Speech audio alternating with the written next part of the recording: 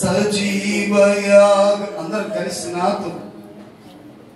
నాతో కలిసి సజీవయాగముగాను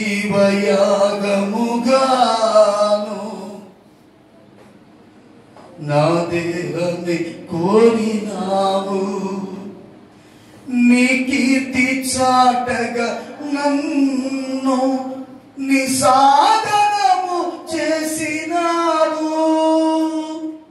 నా స్తోత్ర గీతికి ఆధారం నీవే, నా స్తుతికి పాత్రుడ నీవే. అవును ప్రభువా, నన్ను ఎంచుకున్నావయ్యా సజీవ యాగముగా. నేను బ్రతికి ఉండగానే నన్ను ఎంచుకున్నావయ్యా, పాడైపోయిన నన్ను నేను బ్రతికుండగానే ఎంచుకున్నావయ్యా. నీకు స్తోత్రం ప్రభువా. నీ సాధనముగా నాయన, నీ కీర్తిని చాటడానికి ప్రభువా, నిన్ను ప్రచురించడానికి నాయన, నిన్ను గణపరచడానికి నాయన, మీ చిత్తాన్ని చేయటానికి నాయన నన్ను మీరు ఏర్పాటు చేసుకున్నారయ్యా ప్రార్థన చేస్తాను. ఆయన ఏర్పాట్లో ఉండవలసిన నీవు ఏ ఏర్పాట్లో ఉన్నావు క్షమించు ప్రభుని ప్రభు పాదాలు పట్టుకుని అడుగుదాం. ఈ సమయంలో వాక్యం కొరకు ప్రార్థన చేసుకుందాం. సుజాతమ్మ గారు వాక్యం కొరకు ప్రార్థన చేస్తారు. దైవం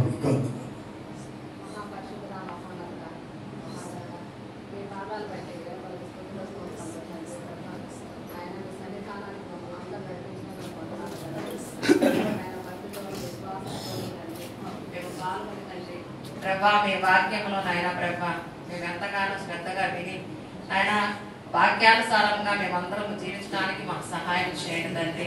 దైవజనుడు చెప్పేటప్పుడు తండ్రి మీ కృప నాయన ఆ బిడ్డ మీద ఉంచి ప్రభా మాకు నాయన తెలియనివన్నీ నాయన మాకు తెలియపరిచే విధముగా నాయన ప్రభా నాయన ఆశీర్వదించండి సయ్య. మీకే స్తుతులు స్తోత్రములు తండ్రి. నా ప్రార్థన అంతటిలో మీరు తోడుగా ఉన్నందుకు వందనాలు సయ్య. ప్రభా నాయన వాక్యం నేను మేము విని తండ్రి ప్రభా ఆశీర్వాదంతో దీవెనతోనూ ప్రభా మేము ఇంటికి వెళ్ళే విధంగా మీరు సహాయం చేయండి. ఎంతో భక్తితో నాయన ప్రభా మీ సన్నిధానంలో పాల్గొనే వాక్యాన్ని కూడా మాకు దయచేయండి ప్రభా. నాయన ప్రభా మాకేం అవసరం ఉన్నాయో మీకు తెలిసిన వాడవు కాబట్టి ప్రభా మేము నాయన ప్రభా ఎంతో శ్రద్ధగా నాయన మీ ఎంత విశ్వాసంతో వినే వాక్యాన్ని మాకు దయచేస్తారని, అలాగే ప్రభా వాక్యం చెప్పేటప్పుడు నాయన ప్రభా ఎంతో భక్తితో పాల్గొనలాగా మీరు సహాయం చేస్తారని నమ్ముతూ విశ్వసిస్తూ ఈ చిన్న స్తుతి ఆరాధన యేసు పరిశుద్ధమైన నామమున అడిగి స్తుతించి ప్రార్థించి వేడుకొంచున్నాను నా ప్రియ పరమ తండ్రి. ఆమేన్ ఆమేన్. అందరికి వందనాలండి. కూర్చోండి అందరూ.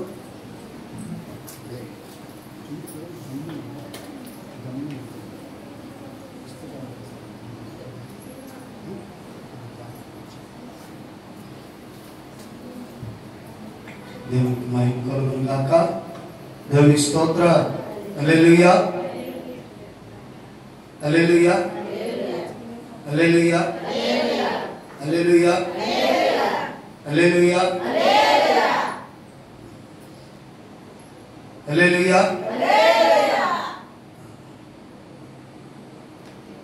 మీలో ఒక్కొక్కరు ఒక్కొక్క చేయి తెచ్చుకున్నట్టున్నారు. ఒక్కొక్కరు పాప మసలు తెచ్చుకోలే. కొంతమంది స్వరాన్ని కూడా తెచ్చుకోలేదు అనుకుంటా, స్వరపేటికి.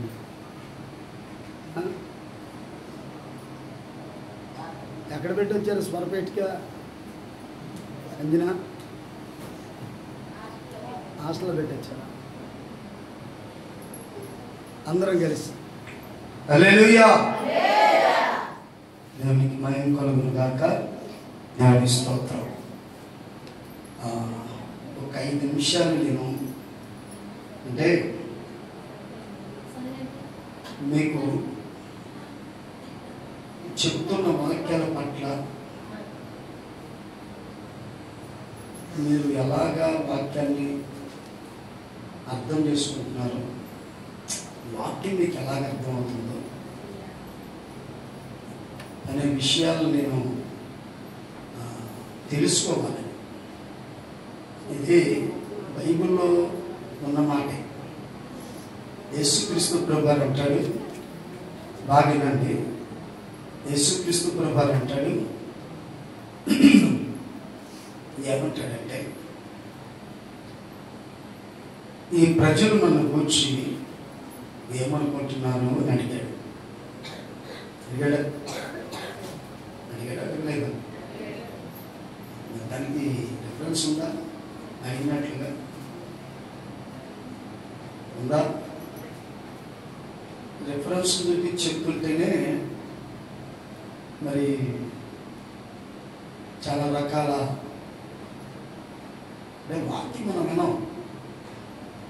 మరి ఇప్పుడు రిఫరెన్స్ చూపించకపోతే ఇదేదో నా డబ్బాని కొట్టుకున్నట్టుంటుంది. అవునా? సరే, మరి ఆ మాట ఎక్కడ ఉంది? యేసుప్రభువు వారు అన్నాడు కదా, అది సువార్తలోనేనా ఉంది? ఏ సువార్తలో ఉంది? మత్తయి సువార్తలో ఉంది. మత్తయి సువార్తలో ఉంది. మత్తయి సువార్త మరి ఎన్నో అధ్యాయంలో ఉంది?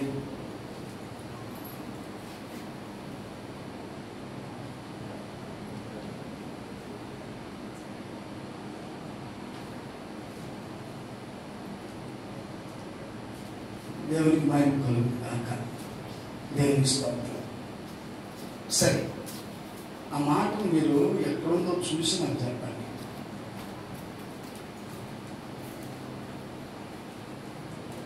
కాబట్టి ఈ సమయంలో ఒక 5 నిమిషాలు నేను మరి ఎవరైనా సరే వాక్యం పట్ల, అయ్యా మీరు చెప్తున్న వాక్యం మీకు ఎలాగుందో, అది మీకు అర్థమయ్యే విధంగా ఉందో, అర్థం కాని విధంగా ఉందో కూడా చెప్పండి. తెలుసుకోవటంలో తప్పు లేదుగా. హల్లెలూయా. ఎవరు చెప్తారు?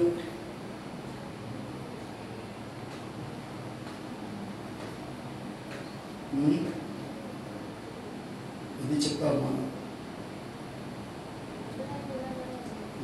వచ్చి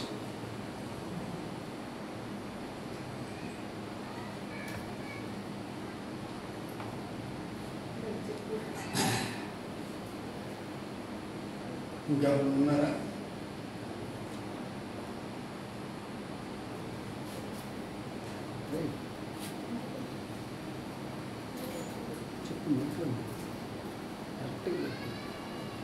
ఎదురుగా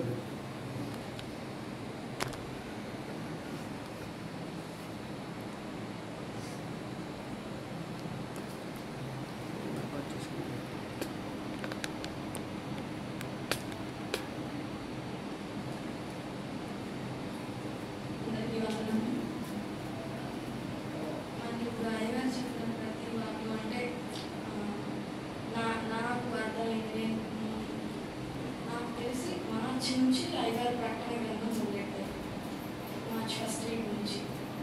నాకు ప్రకటన గ్రంథం గురించి నాకు తెలిసిందంటే, ఐదారు మొదలు పెట్టకముందు నాకు తెలిసింది ఏంటంటే, అది మన ఫ్యూచర్ అంటే రాబోయే దాని గురించి చెప్తుందని మాత్రమే నాకు తెలుసు. దానిలో 7 సంఘాలు ఉన్నాయని, 7 సంఘాలకు సంబంధించింది ఏది నాకు తెలియదు. అసలు ఏమి సంఘాలు అసలు తెలియదు నాకు. అలా నేను సంఘాల గురించి తెలుసుకున్నాను. ఇంకా జరుగుతుంది మనకు అది. అంటే మార్చి నుంచి ఇప్పటి వరకు దానిలో ఒక్కొక్క, నాకు మమ్మీ చెప్పినప్పుడు కానీ డాడీ కానీ ఎవరు చెప్పినా కానీ బైబిల్లో ప్రతిదీ ప్రతి వచనంలో ఎంతో నానార్థం ఉందని చెప్పేవారు. మన మామూలుగా బైబిల్ చదువుతున్నప్పుడు మనకి అర్థం కాదు. అంటే నార్మల్ మనం తెలుగులో చదువుకునే పాఠాల్లాగా ఉండవు. చాలా ఒక్కొక్క వాక్యంలో ఎంతో అర్థం. అది ఒకసారి చదివితే మనకు వచ్చేది కాదు. మనం దాని ఎంతో ఆసక్తి కలిగి ప్రార్థన చేస్తూ చదివితే మాత్రమే అర్థమయ్యేదని నాకు అనిపిస్తుంది. అంత వాక్యాన్ని ఐదారు మనకు అర్థం చేసుకొని మనకు అర్థమయ్యే విధంగా చెప్పడం అది మామూలు విషయం కాదు. నేను చాలా నేర్చుకున్నాను. ఐదో చెప్పే ప్రతిరోజు వాక్యంలో చాలా అంటే చాలా నేర్చుకున్నాను. మన ఆదివారం వాక్యం అబ్రహాం గురించి మనకేం తెలుసు? మనం దేవుడు చెప్పిన అంటూ విన్నారు, వెయిట్ చేశారు సంతానం కోసం అని మాత్రమే తెలుసు. కానీ ఇంకా ఎన్నెన్నో ఉన్నాయని చెప్పేసి నాకు తెలియదు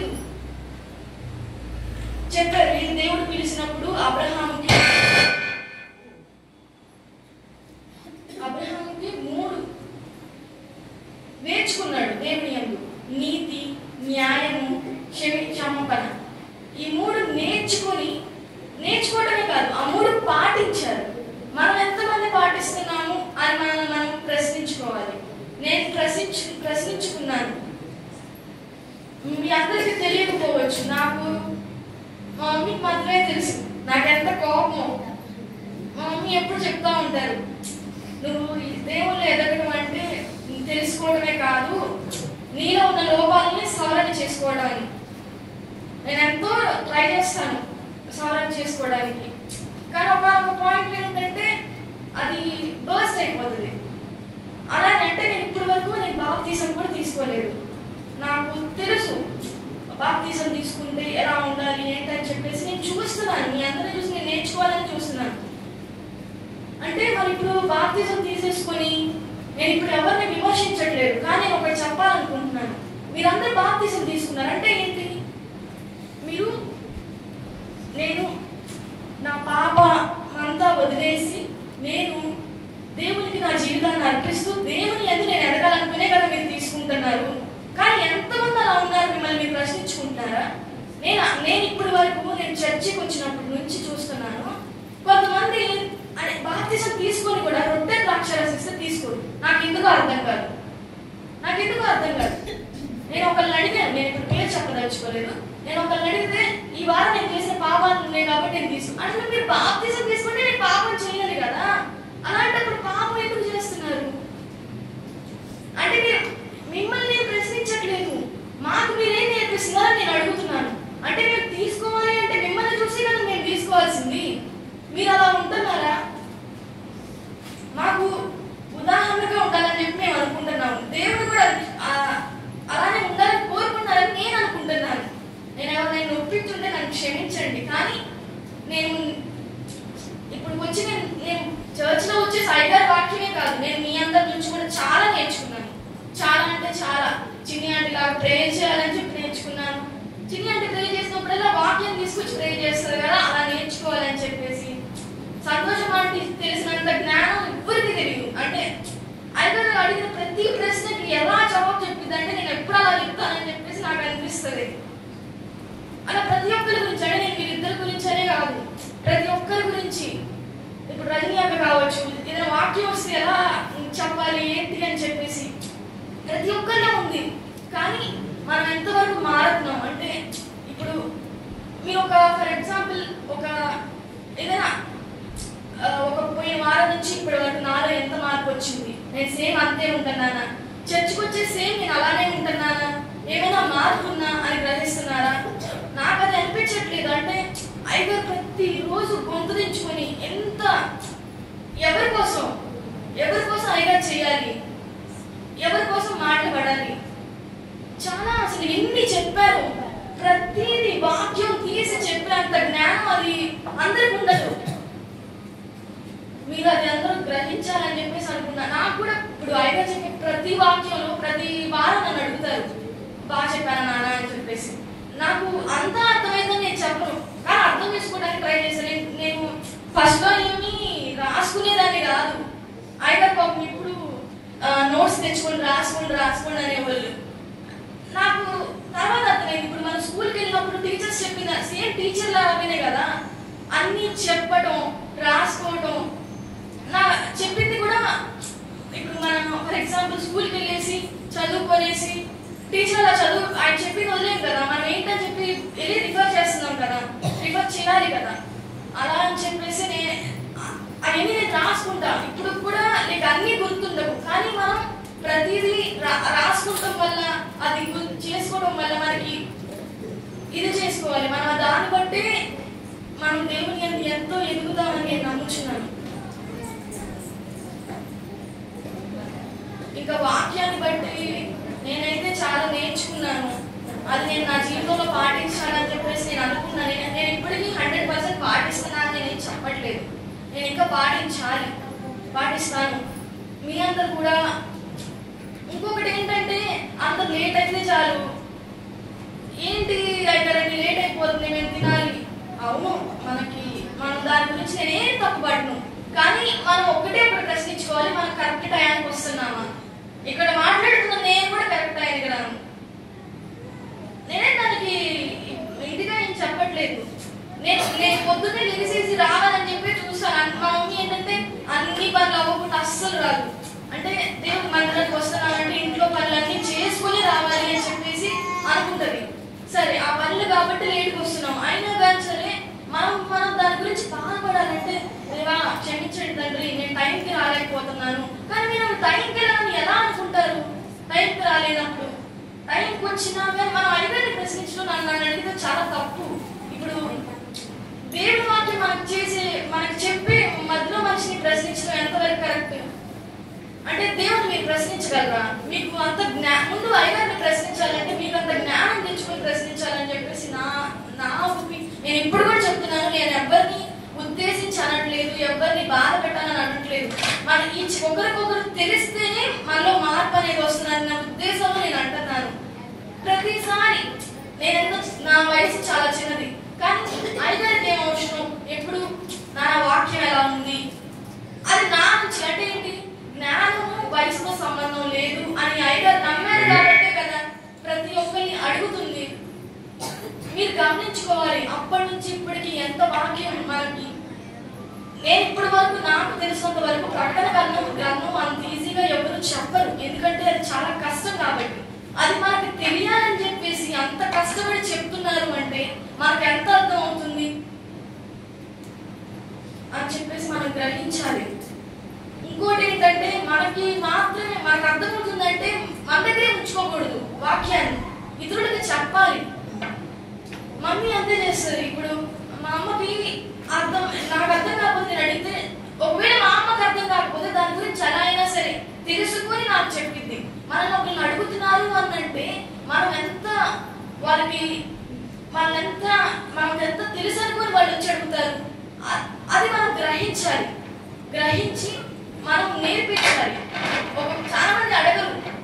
ఇప్పుడు పిల్లలు కూడా వచ్చేసి ఏదో కూర్చుంటున్నారు, మధ్యలో మీరందరూ మాట్లాడతారు. ఏంటి ఇది నేను ఆల్రెడీ చెప్పాను, రొట్టె ద్రాక్ష రసం అని జరుగుతున్నప్పుడు ఎందుకంత మంది పిల్లలు మాట్లాడుతున్నారు? సరే పిల్లలు వాళ్ళకి తెలియదు, కానీ మధ్యలో మీరెందుకు మాట్లాడుతున్నారు? ప్రేర్ చేసుకునే వాళ్ళు అది అర్థం కావట్లేదు.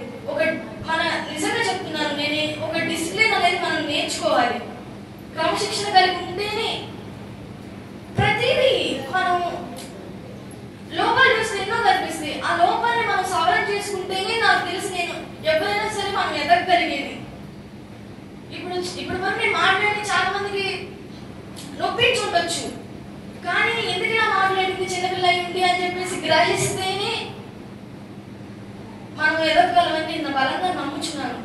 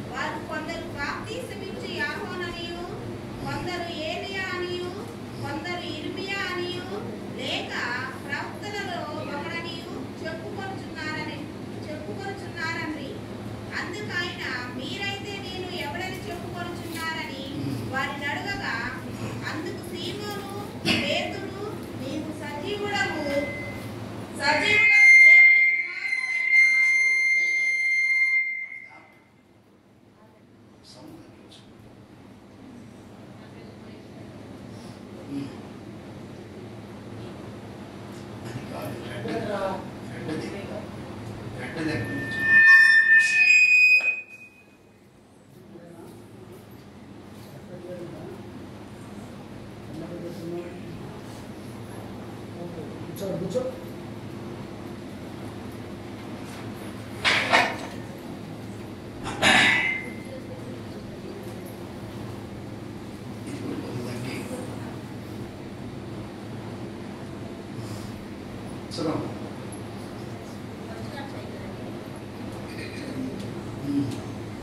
ఇంకొక మాట ఎక్కడ ఉంటుందంటే స్పష్టంగా ఈ ప్రజలు నన్ను కూర్చొని నడుపుతాడు వేసాడు. ఈ జనులు నన్ను కూర్చేయమనుకుంటున్నారు అని అంటే అప్పుడు ఇదే మాట అక్కడ ఏమనుకుందంటే, అయ్యా నువ్వు కొందరు ఏం లేవంటున్నారు, కొందరు మరి ఇలాగ చెప్పారు, మీరేమనుకుంటున్నారంటే అప్పుడు నువ్వు సజీవులైన దేవుడు కుమారుడిని. ఆమేన్, హల్లెలూయా. కాబట్టి ఇప్పుడు మీలో ఒక ప్రత్యేకమైన వాక్యం పట్ల ఒక ప్రత్యేకమైన అవగాహన అనేది చాలా అవసరం. దానికోసమే, అవగాహన కోసమే నేను మిమ్మల్ని అడిగేది. ఒకవేళ నేను మాట్లాడినా అంటే నేను చెప్తున్న వాక్యాల్లో ఏమైనా పొరపాటు ఉందని చెప్తే దాన్ని నేను సరి చేసుకుంటాను. నేను యేసుప్రభు నేను కాదు, అంత కరెక్ట్గా మాట్లాడటానికి నేను యేసుప్రభు నేను కాదు, ఆయన దాసుని. కాబట్టి యేసుప్రభు అయితే పొరపాటుగా మాట్లాడడం, యేసుప్రభు అయితే పొరపాటుగా ఏది కూడా చేయడం. నేను ఒక మనుషుని. కాబట్టి పొరపాటు లేని ఆయనే ఆయన శిష్యులు అడిగినప్పుడు పొరపాట్లు చేసే నన్ను నేను అడగటం తప్పకుండా రైట్ మాట్లాడండి. అర్థమైందండి, చెప్పింది అర్థం కాలేదా? ఏది అర్థం కాలేదా? పొరపాటు లేని యేసుక్రీస్తు ప్రభు అని నన్ను ఏమనుకుంటున్నారు అని అడిగినప్పుడు దేవాది దేవుడైన ప్రభువే, పొరపాటు చేయని ప్రభువే అడిగినప్పుడు పొరపాట్లు చేస్తున్న మనము అసలు ఎక్కడుందో నా లోపం అడగడం తప్పు ఉందా, రైట్ ఉందా? అమ్మా అడగాలి, ఖచ్చితంగా అడగాలి. అయ్యారు ఇక్కడ ఈ మాటలేదు కదా, మీరు ఎందుకు చెప్పారు ఈ మాటని, ఎందుకు చెప్పారు?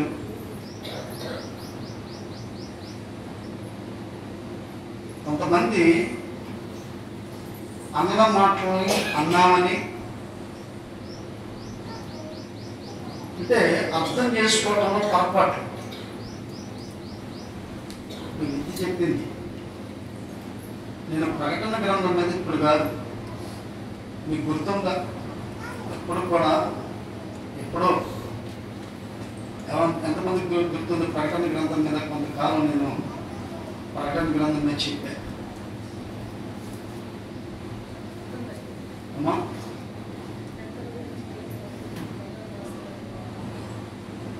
ప్రకటన గ్రంథం మీద ఇప్పుడు కాదు, ఇవాళ కాదు, ఈ సంఘాల గురించి మాట్లాడు.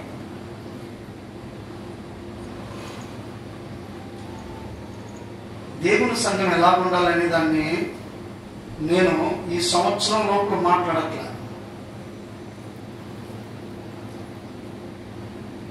నేను పరిచర్యకి ఇక్కడ వచ్చిన ఆ ప్రారంభంలోనే దాదాపు 25 సంవత్సరాల క్రితమే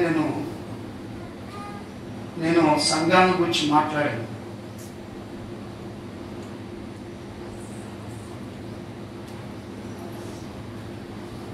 ఈ రోజున సంఘాల గురించి మాట్లాడుతుంటే అవగాహన లేని వాళ్ళు అనేక రకాలుగా, దేవుని వాక్యం ఇది, వాక్యంలో ఉన్న విషయాలని దేవుడు తెలియజేస్తాడు మనం ఎలాగ ఉండాలి. సంఘం అంటే అభిషక్తుని గాస్పుల ప్రార్థన మందిరం రండి, అభిషక్తుని గాస్పుల ప్రార్థన మందిరం రండి లో ఉన్న వాళ్ళు మాత్రమే దేవుని సంఘమా?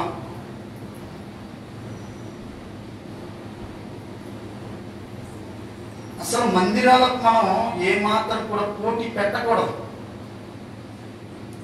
మీరు అది గుర్తుపెట్టుకోండి. ఊరి పాకాలు అసలు పాకాలేని స్థలాల్లో కూడా రండి, నిజంగా పాకాలు కూడా లేవు. అపోస్తలుడైన పౌలు గారు సువార్తను ప్రకటించడానికి వెళ్ళాడు. ఎక్కడ ప్రకటించాడు ఆయన? చూడండి, మత్తయి అపోస్తలుల కార్యముల గ్రంథం 16వ అధ్యాయంలో ఇక్కడ మనకి లూది అనే ఒక సహోదరి కనపడతా ఉంటుంది. ఆమె ఎక్కడికి వెళ్ళింది? అక్కడ పౌలు గారు వాళ్ళ సువార్తను ప్రకటించారు.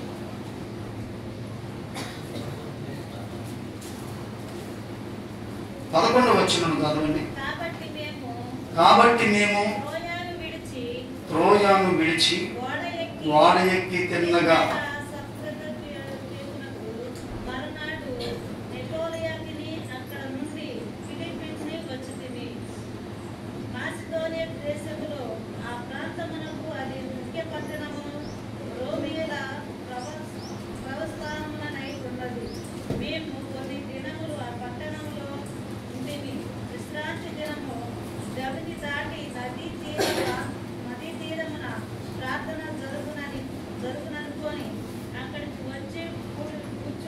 చాలు. ఎక్కడ కూడా ఉన్నారంట వీళ్ళు? ఎక్కడ? నది తీరమున. అర్థమవుతుందా మీకు? ఎక్కడ ప్రకటించారు వీళ్ళు? ఏమా ఎక్కడ? పౌలు గారు ఎక్కడ ప్రకటిస్తున్నాడు సువార్త? నది తీరమున. అంటే అక్కడ ఏమన్నా గుడారం వేశాడా? ఏమి లేదు. నది తీరమున సువార్తను ప్రకటిస్తున్నప్పుడు ఆ నది తీరమున సువార్త ప్రకటిస్తున్నారు దేవుని బిడ్డలని లూదియా గారు ఏం చేశారంటే తన చిన్నపాటి వ్యాపారాన్ని పక్కన పెట్టేసి, ఆమె హల్లెలూయా, తన చిన్నపాటి వ్యాపారాన్ని పక్కన పెట్టి, నిజంగా ఆ వ్యాపారం చేసుకుంటేనే తన యొక్క కుటుంబం పోషింపబడింది. చిన్న వ్యాపారం చేసుకుంటేనే. మీరు అంటారు కనుక ఒకసారి, ఎట్లాగంటే పనికి వెళ్ళకపోతే నా ఇంట్లో జరగదు, నేను వెళ్ళాలి అనేవాళ్ళు లేరా?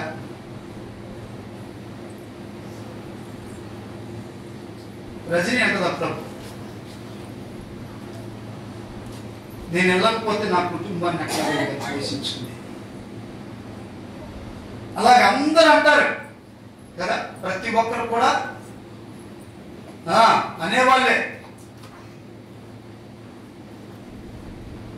ప్రతి ఒక్కరు కూడా అనేవాళ్ళే. అనుకుంటే ఎవరుండరు. ఎంత పెద్ద ఉద్యోగం చేసినా ఏమంటారు? ఇదే మాట అంటారు. ఉద్యోగం చెప్పితే ఎట్లాగండి కుటుంబం ఎలా పోషింపబడింది? ఎంత పెద్ద వ్యాపారస్తుడు కూడా, ఎంత పెద్ద వ్యాపారస్తుడు కూడా ఏమంటాడు? ఏమంటాడు చెప్పండి, మాట్లాడండి. ఏమంటాడు అమ్మా? ఏమంటాడు? దేవునికి మహిమ కలుగును గాక చెప్పాలి. ఏమంటాడు? ఎంతో పెద్ద వ్యాపారస్తుడు కూడా మాట్లాడగలిగింది. హల్లెలూయా.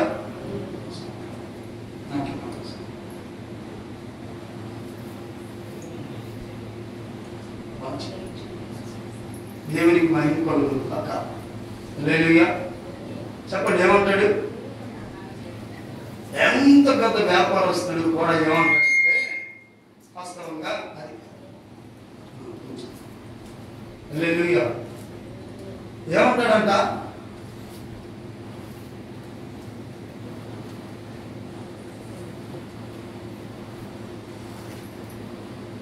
ఈ రోజున వ్యాపారం కలవకపోతే ఎట్లాగండి కుటుంబం ఎలాగ పోషింపబడింది ఉంటారండి. అంటే నిజంగా లూది అనే ఈ వ్యక్తి తన బిడ్డల పోషణ కోసం ఆలోచన చేయాలి. తన బిడ్డల పోషణ కొరకు ఆలోచన చేయాలి. ఆమె వెళ్ళి ఆ ఊదారంగు బూడిద అమ్ముకుంటేనే తన ఇంట్లో రొట్టెలు తన పిల్లలకు పెట్టుకుంటుంది, లేకపోతే లేదు అసలు. అలాంటి ఈమె దేవుని సువార్తను వినాలని ఒక ఆశ కలిగింది. హల్లెలూయా.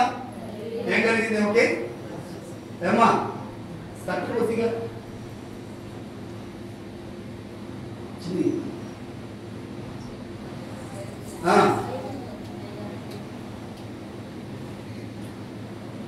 దొరక ఎక్కడ వస్తుంది?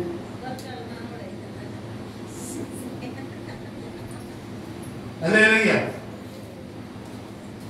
చూడండి ప్రియ సోదరి సోదరులారా, ఈయనకి ఏం ఆశ కలిగింది? తన వ్యాపారం మీద ఆశ లేదు. తన వ్యాపారం మీద ఆశ లేదు. దేని మీద ఆశ ఉంది ఏమిటంటే సువార్త వినాలని. మరి సువార్త వినడానికి అక్కడ ఏమైనా సరే ఒక పెద్ద గుడారం ఒకటి వేశారా? అని అసలు నది తీర ప్రాంతాలు అంటే నిజంగా ఆ చెట్లుంటే ఉంటాయేమో. ఆ నది తీర ప్రాంతమున దేవుని దాసులు సువార్తను ప్రకటిస్తున్నారు, సువార్త చెప్పడానికి వచ్చారని తెలుసుకున్న వెంటనే తన యొక్క వ్యాపారము దానికి సంబంధించిన ఆ బొట్ట ఏదైతే ఉందో దాన్ని పక్కన పెట్టేసింది. మనం పెడతామా?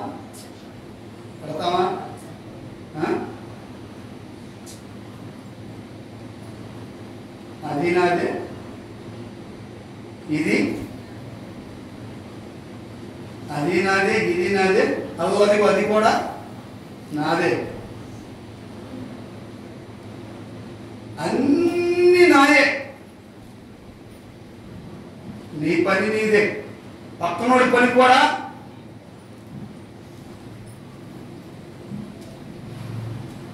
నీ భారమే నువ్వు మోసుకోలేవు.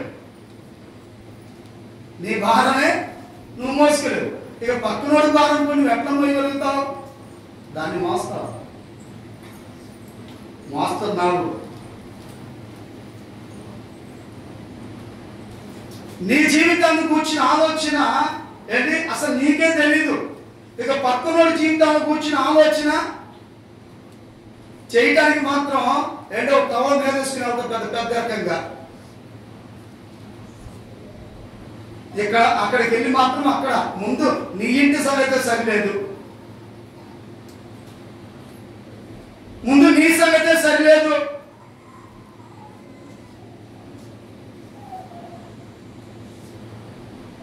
ప్రియ సోదరి సోదరులారా, చూడండి, మొట్టమొదటిగా అసలు నేనేంటి, నా కుటుంబం ఏంటి, అసలు నాకు నా కుటుంబానికి అవసరమైంది ఏంటి అంటే ఇప్పుడు ఏం ఆలోచిస్తావు? నీకు నీ కుటుంబానికి ఏమైనా ఆలోచన చేస్తావు? ఏమైనా ఆలోచన చేస్తాను? చెప్పండి, ఏమైనా ఆలోచన చేస్తారు? నీకు నీ కుటుంబానికి అవసరమైంది ఏంటి? కానా? అంతేనా? అంతే. కొద్దిగా లేట్ అయితే చాలు, వండటం లేట్ అయింది. ఎక్కడి నుండి వస్తుందో తెలియదు. పోలవరం కాలం పొంగినట్టు కొనుక్కుంటాం. అవునా కదా? అదన్నా కొద్దిగా నయ్యం.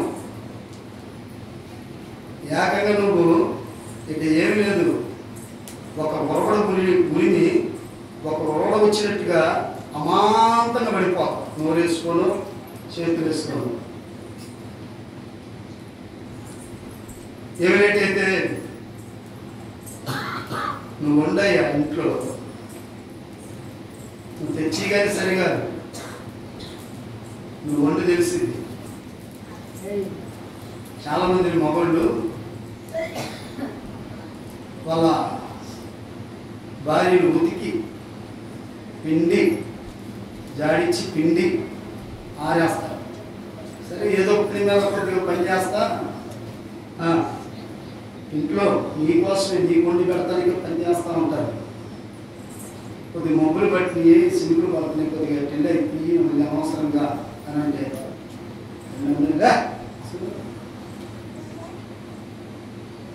అంటే పొద్దున్న లేచిన తర్వాత ఇల్లు వాకులు ఊడ్చేది, తర్వాత వండి వార్చేది, తర్వాత నీ బట్టలు విడిస్తే ఎంత కంపు కొట్టే బట్టలు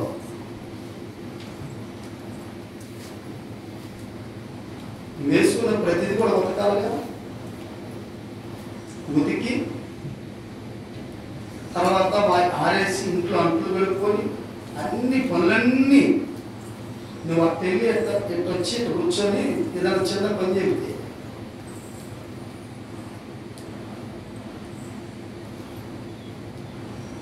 అంటారు కొంచెం లేట్ అయింది. నువ్వు కూడా అదే బాగా అనుకో, నువ్వే తక్కువ కాదు. పాపం బయటికి వెళ్ళి కష్టపడి అండి ఆ వాహనంలో వచ్చిన తల్లిదండ్రులు కూడా తప్పించుకొని ఇంటికి వచ్చేసరికి ఇంట్లో ఒక మనిషి బయటికి వెళ్ళి బండి మీద వెళ్ళి లేకపోతే నడుచు లేకపోతే ఆటోలలో ప్రయాణాలు చేసి వస్తుంటే రోజు కూడాను తన ప్రాణాన్ని గుప్పులో పెట్టుకుని వస్తాడు.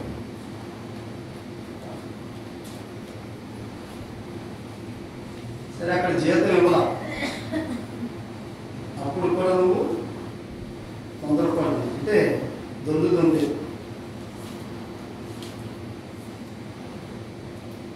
ప్రియ సోదరి సోదరులారా చూడండి, సహజంగా ఏంటి అని అంటే చూడండి, ప్రతి ఒక్కరిలో కూడా ప్రతి దాని విషయంలో తొందరపడతాం ఉంది. అసలు నేనేంటి, నా కుటుంబం ఏంటి, అసలు నాకేం అవసరం, నా కుటుంబానికి ఏం అవసరం అనే దాని గురించి మనం ఆలోచన చేయట్లా. ఎందుకు చేయట్లేదని భలే చెప్పావు. మేము ఆలోచన చేయబట్టేగా మా పిల్లలకి ఫీజులు కట్టేది లక్షలు అంటే ఇదేనా?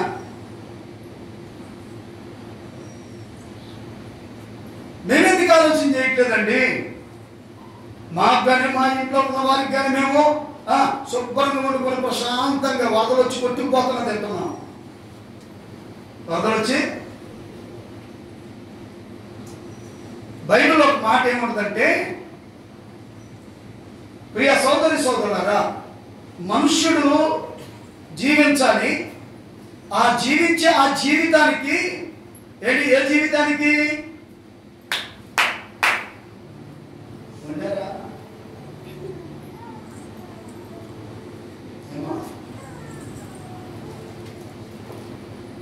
రెడీ అయ్యా బయట స్మెల్ వస్తుందా, ఇంకేమైనా వస్తుందా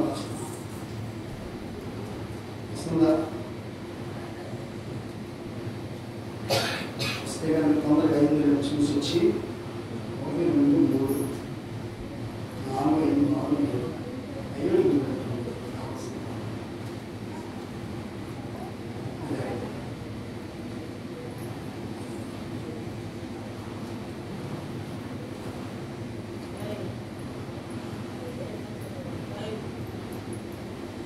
దేవునికి మహిమ కలుగును గాక. దేవునికి స్తోత్రం. హల్లెలూయా.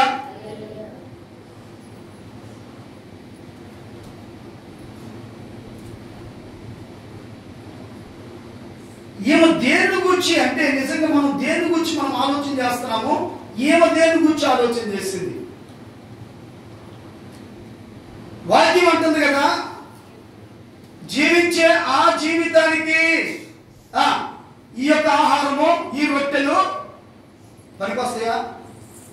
ఇక్కడ జీవించే జీవితానికే ఇవి. బిర్యానీలన్నా ఫ్రైలన్నా ఏదైనా సరే ఇక్కడ మనం బ్రతకాలంటే ప్రెజెంట్రా ఇక్కడ కొద్ది శక్తి కలిగి ఉండాలంటే ఈ యొక్క ఆహారం అవసరమే. ఇక దీనికోసమేనా ఈ జీవితం? ఇక దీనికోసమేనా మన ప్రయాస? ఈ జీవితం తర్వాత మరొక జీవితం ఉంది. ఆమేన్. దానిని గూర్చిన ఆలోచన నీకుందా? లూదియా ప్రియదేవులారా, చూడండి, ఇక్కడ మనం గమనించినట్లయితే నదీ తీరమున సువార్త ప్రకటిస్తున్నారంటే ఏంటి? ఇదిగో అమ్మా తన వ్యాపారాన్ని పక్కన పెట్టేసి నది తీరానికి ఎందుకు వెళ్ళిందంటే, ప్రియదేవులారా, ఇదిగో ఇంకొక జీవితం ఉంది.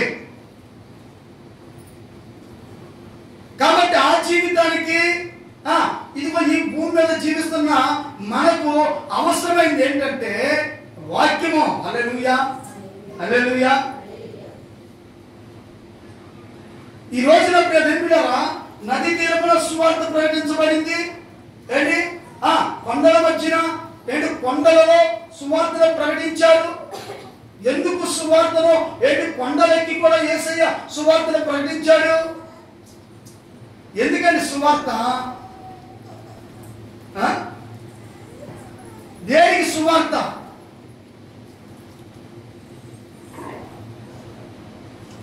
ఎందుకోసం అండి సువార్త? చెప్పండి, దేనికోసం సువార్త?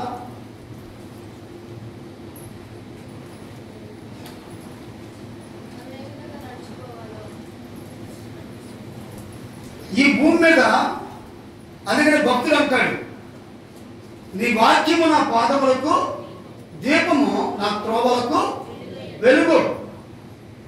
అవును, మనం ఏ విధంగా ఈ భూమి మీద నడుచుకోవాలో మనల్ని చక్కగా నడిపించగలిగినది వాక్యము. హల్లెలూయా. ఈ భూమి మీద మనం ఎలాగ నడుచుకోవాలో ఎంత వాక్యం ప్రకటించినా ఎంతానికి వెళ్తున్నాం? ఎక్కడ కోటాలు పెట్టినా వెళ్తున్నాం, ఎక్కడ మీటింగ్లు పెట్టినా వెళ్తున్నాం.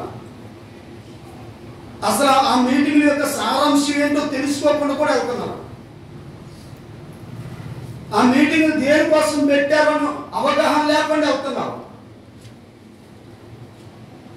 క్రమాలు ఎందుకు ఏంటి అవగాహన లేకుండా వస్తున్నాం. సువార్త ఎందుకు ప్రకటించబడుతుందో అవగాహన లేకుండా నువ్వు జీవిస్తున్నావు. నీకు పొలం మీద ఉన్నంత అవగాహన, కోడి మాసం ఎలా ఉండాలో దాని మీద ఉన్నంత అవగాహన, చేపల కూర ఎలా ఉండాలో దాని మీద ఉన్నంత అవగాహన, ఏంటి పులిహోర ఎలా చేయాలో దాని మీద ఉన్నంత అవగాహన, ఇంకా ఏంటి రకరకాల పిండి వంటలు ఎలా వండాలో దాని మీద ఉండవలసిన అవగాహన వాక్యం మీద నీకు లేదు. అందుకని వాక్యానుసారమైన జీవితం నీలో వీటి మీద ఉన్న అవగాహన. అందుకనే ఎక్కడో మోహన నిన్ను కూడా పిలుస్తారు. నాకు సర్వీడి చేయడం అవగాహన లేదు, సర్వీడి చేయడం నాకు రాదు. ఇప్పుడు సర్వీడి చేసే వాళ్ళని అరిసి అంటే సర్వీడి చేయడం అంటే పాకం పట్టాలి. నువ్వు పాకం కరెక్ట్గా అంతేనా? మరేమో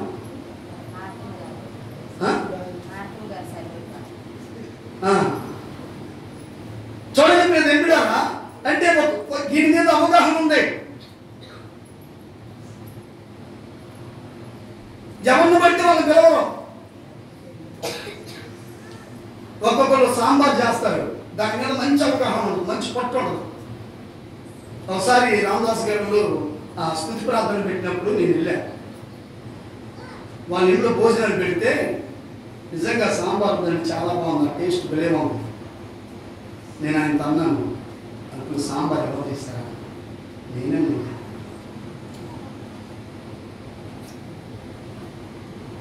అంటే దేవుడారా మనకి కొంతమందికి కొన్ని వంటల మీద కొంత అవగాహన ఉంది, కానీ మారు మనసు పొందిన ఇందాక మరి విద్యాసాగర్ చెప్తా ఉంటుంది కదా, మీరు గమనించారా? మీరు మారు మనసు పొందారు ప్రభు బలారాధన విషయంలో. ఇదిగో మరి ఎందుకు తీసుకుంటుందంటే ఏదో కారణాలు చెప్తున్నారు. తను చెబుతూ ఒక మాట అంది, మిమ్మల్ని మీకు గుర్తుందో లేదో, మేము మారాలంటే ఎవరిని చూసి మారాలి? ఎవరిని చూసి మారాలి?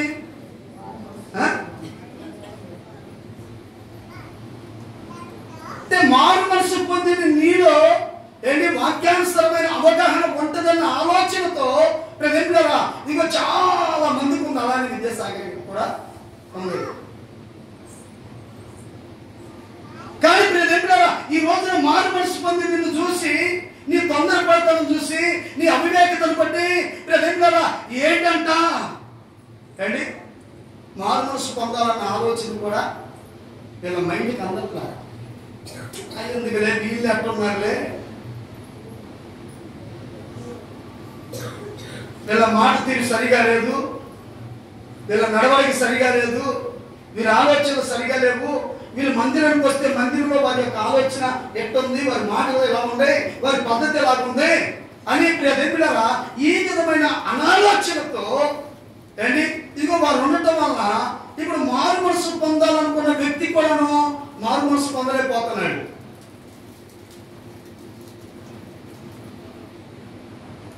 ఏ ఫంక్షన్కి ఎలా వెళ్ళాలో నీకు అవగాహన ఉంది. చచ్చిపోయారనుకోండి, పట్టు చీర కట్టుకున్నాను కదా, పట్టు వస్త్రాలు ఇప్పుడు మంచి మొగలు కూడా మంచిగా ఇస్త్రీ చేసిన బట్టలు వెళ్తారా, అవి ఉన్నా సరే వేయరు. ఎందుకంటే వేసుకుని వెళ్తే మళ్ళీ బాగుంది అక్కడ. ఖచ్చితంగా ఎందుకంటే బాసొక్క ఏంటి అంటాడు.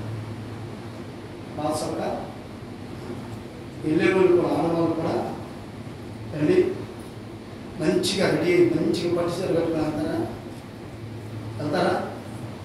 అంటే నీకు సాగుకి ఎలా వెళ్ళాలో, ఏ డ్రెస్ వేసుకుని వెళ్ళాలో అవగాహన ఉంది. ఉందా లేదా? మాట్లాడే పెళ్ళికి వెళ్ళాలి. పెళ్ళికి వెళ్ళేవాళ్ళు ఏంటి ఇప్పుడు చూడండి, ఒకవేళ ఇంట్లో లేకపోతే పక్కింటికి వెళ్ళి పెళ్ళికి వెళ్ళాలి, రోజు ఏ కట్టుకున్నాను, షాప్కి వెళ్ళాను, ఎవరు లేదు కానీ ఎవరికైతే మాత్రం అదే పని చేసాడు మహాత్ములు తెలుస్తారా? ఇప్పుడు కూడా ఉందా? ఇప్పుడు లేదు. ఎందుకంటే ఒక్కొక్కరు మీరు వాళ్ళని మమ్మల్ని దాదాపు 10-15 దాకా కనపడుతూనే ఉంటుంది. చూసారంటే చిన్నంచునంట, పెద్దంచునంట, తర్వాత అవేంటి ఇలాంటి దారాలు అవి ఆడాయంట. ఇది వరకు గంటలు జుట్లు పెట్టుకునేవాడు చిన్నపిల్లలకి, గంట జాడు. ఇవాళ బ్లౌజులు కూడా గంటలే. సరే, దేవునికి స్తోత్రం కలిగినాక ఉండాల్సిన విధానం చక్కగా మంచిగా బట్టలు మంచిగా వేసుకుని చక్కగా మొబైల్గా ఆడాలి, పిల్లలు కూడా చక్కగా ఆడాలని బట్టి దేవునికి స్తోత్రం. హల్లెలూయా. ఇప్పుడు పెళ్లికి వెళ్ళాలి. పెళ్లికి వెళ్ళేటప్పుడు ఏ పక్క పడితే ఆ పక్క వేసుకుని వెళ్తారా? అంటే అవగాహన ఉందగా. మందిరానికి ఎందుకు వస్తున్నామన్న అవగాహన నీకు లేదు. మారు మనసు పొందావు. దైవజనులు వాక్యం ఎందుకు చెప్తున్నారు? ఈ వాక్యం పట్ల దేవుని యొక్క ఉద్దేశము, మన పట్ల దేవుని ఉద్దేశం ఏదుందో దాన్ని దేవుడు తెలియజేస్తున్నాడన్న అవగాహన లేదు. ఈ రోజున నీకు వాక్యం పట్ల ఖచ్చిత సరైన అవగాహన నీకు రావాలి. హల్లెలూయా. అంతకుముందు ఈ లూది అనే సహోదరి వాక్యం ఎందో లేదో నాకు తెలియదండి, బైబిల్లో రాయబడ్డా. కానీ ఇప్పుడు వాక్యం వెళ్ళటానికి కదా వాక్యం చాలా అవసరమని వచ్చిన దైవజనులు, నిజంగా దైవజనులు అక్కడికి వచ్చారు కానీ అది ఒక రకమైన సంతోషంతో ఏంటి ఆ నది తీరంలోకి వెళ్ళిపోయిందండి. నదులు ఎక్కడ ఉంటాయి? ఊరి మధ్యలో ఉంటాయా? ఊరికి దూరం ఉంటాయి నదులు. పిల్లకాలంలో పంట కాలంలో అయితే ఏంటి ఊరికి పక్కనే ఉంటాయి కానీ, ఊరికి కాలంలో ఏంటి ఊర్లోనే ఉంటాయి కానీ, ఏంటి పంట కాలంలో అయితే పొలాల మధ్యలో ఉంటాయి, పిల్ల కాలంలో అయితే ఇంకొద్దిగా అవతలు ఉంటాయి. కానీ నదులు ఎక్కడ ఉంటాయి? ఇప్పుడు నదులు ఉన్న స్థలాలకు ఇల్లు కూడా వచ్చేసినాయి. ఆ దినాల్లో నదులు ఇప్పుడు ప్రజలు ఏంటి నిజంగా చెప్పాలంటే నదులు ఉన్న స్థలంలోకి మనం వెళ్తున్నాము, జంతువులు ఉన్న స్థలంలోకి మనం వెళ్తున్నాం. ఇప్పుడు కొండల మీద ఇల్లు పెట్టారు బాగా హైట్గా. కొండల మీద పాపం పశువులు, పక్షులు, రాకు పురుగులు, విస్ఫోరకమైన జంతువులు అన్నీ కూడా అక్కడ నివసిస్తాయి. ఇప్పుడు వాటి దగ్గరికి వెళ్ళి వాటి స్థానాలను కూడా మనం అంటే ఇప్పుడు ఎవరు ఎక్కడికి వెళ్తున్నారు? అవి ఇక్కడికి రావట్లా, మనమే అక్కడికి వెళ్తున్నాం. నదులు కూడా ఇప్పుడు గొడవేరు ఉందనుకోండి, విజయవాడ మొత్తం మధ్య మునిగిపోవడానికి కారణం ఏంటి? గొడవేరు ఉన్న ప్రదేశంలో వెళ్ళి స్థలాలు ఆక్రమించుకొని పెద్ద పెద్ద ఇల్లులు కట్టారు కాబట్టి ఆ గొడవేరు ఉప్పంగానే నీళ్ళు ఎట్టాలో తెలియక తెలవచ్చు. అంటే వాటి స్థలంలో వెళ్ళినాయి అంతే, తప్పేమి లేదు. సరే, దేవునికి స్తోత్రం కలిగిన గాక. హల్లెలూయా. చూడండి, నదులు ఎక్కడో ఉంటాయి. ఈ నదులు ఉన్న ఇదిగో ఆ ప్రదేశంలో దేవుని సువార్త వినిపించబడుతుందంటే ఏమో ఊర్లో వ్యాపారం చేసుకుని ఈ సహోదరి ఊరిని విడిచిపెట్టి ఇప్పుడు నది తీరంలోకి వెళ్ళింది. ఎందుకంటే సువార్తను వినాలి. హల్లెలూయా, హల్లెలూయా. నీ ఇంట్లో పని వదిలిపెట్టి నేను రమ్మను, ఉన్న పని త్వరగా పూర్తి చేసుకుని మందిరానికి రమ్మంటున్నాను. హల్లెలూయా. నీకు అర్థమైందా? మీరు ఉతికే బట్టలు అక్కడ ఒకప్పుడు అక్కడ పెట్టేసి మందిరానికి రాండి నేను చెప్పను. ఏ సేవకుడు చెప్పడట్టగా. మీరు వండే అన్నం టైం అయిపోయింది కదా ఏంటి, అప్పుడు దాకా ఏమీ లేదు, ఏదో లేదు, ఇంట్లో ఆయన తేవడం లేట్ అయింది. నేనేమంటానంటే ఈరోజు మనకి క్రమం ఉంది, ప్రార్థన ఉంది. కాబట్టి ఈ ప్రార్థనకు నేను టయానికి వెళ్ళాలి. హల్లెలూయా. టయానికి వెళ్ళాలి, ఖచ్చితంగా నేను టయానికి వెళ్ళాలి. అందుకనే ఇప్పుడు నేనేం చేయాలి? ప్రతిదానికి సమయం ఉందని బైబిల్ చెబుతుందిగా. నువ్వు కూర్చోడానికి సమయం ఉంది, లేవడానికి సమయం ఉంది, పడుకోవడానికి సమయం ఉంది, ప్రతిదానికి సమయం ఉంది. ఆ సమయాన్ని నువ్వు చేయవలసిన సమయంలో ఆ పనులు చేయకుండా దేవునికి ఇచ్చే సమయాన్ని నువ్వు దొంగిలిస్తామంటే ఇప్పుడు నేనేమన్నా చెప్పండి, ఏమన్నాని?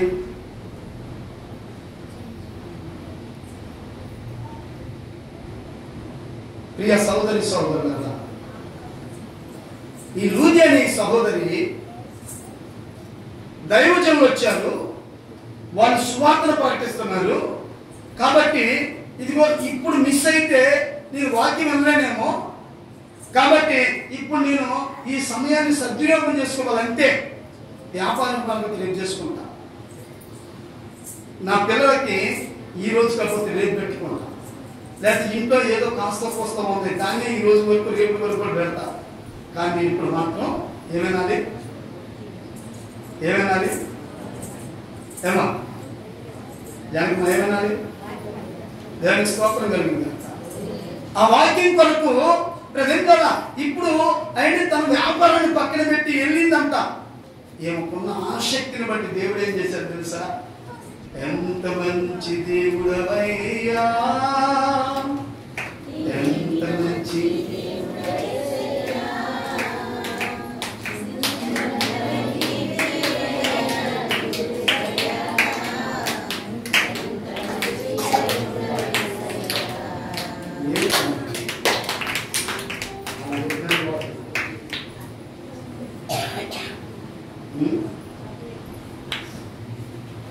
ఎంత మంచి దేవుడవయ్యా,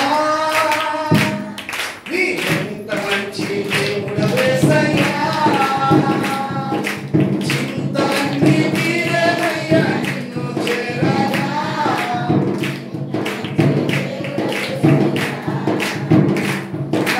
చింతలన్నీ తీరవయ్యా.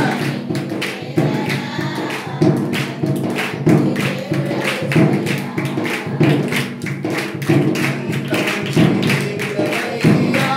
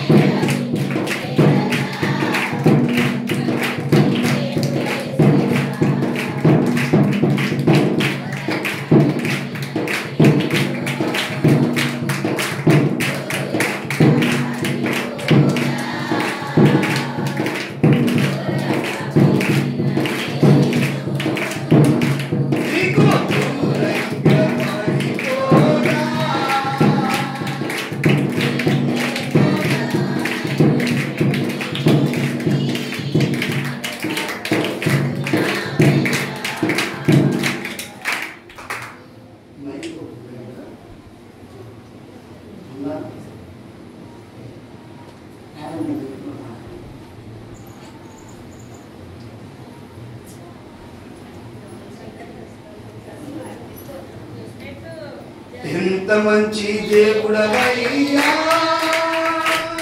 నీవెంత మంచి దేవుడవేసయ్యా, చింతలన్నీ తీరేనయ్యా,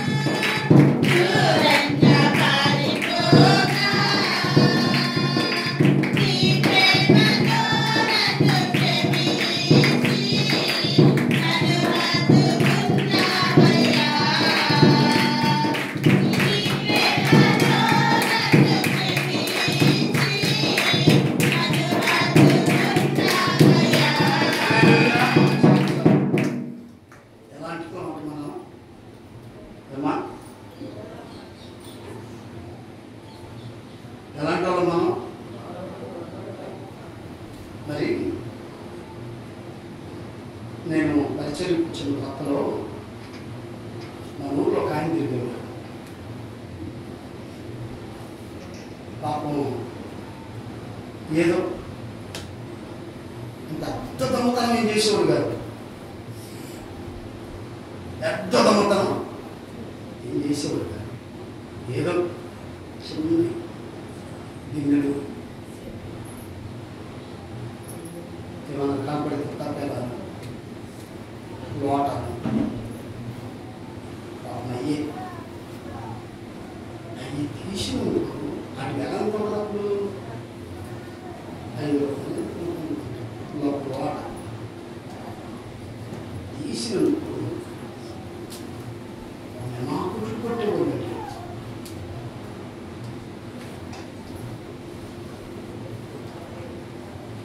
ఏం చేసేవాళ్ళు?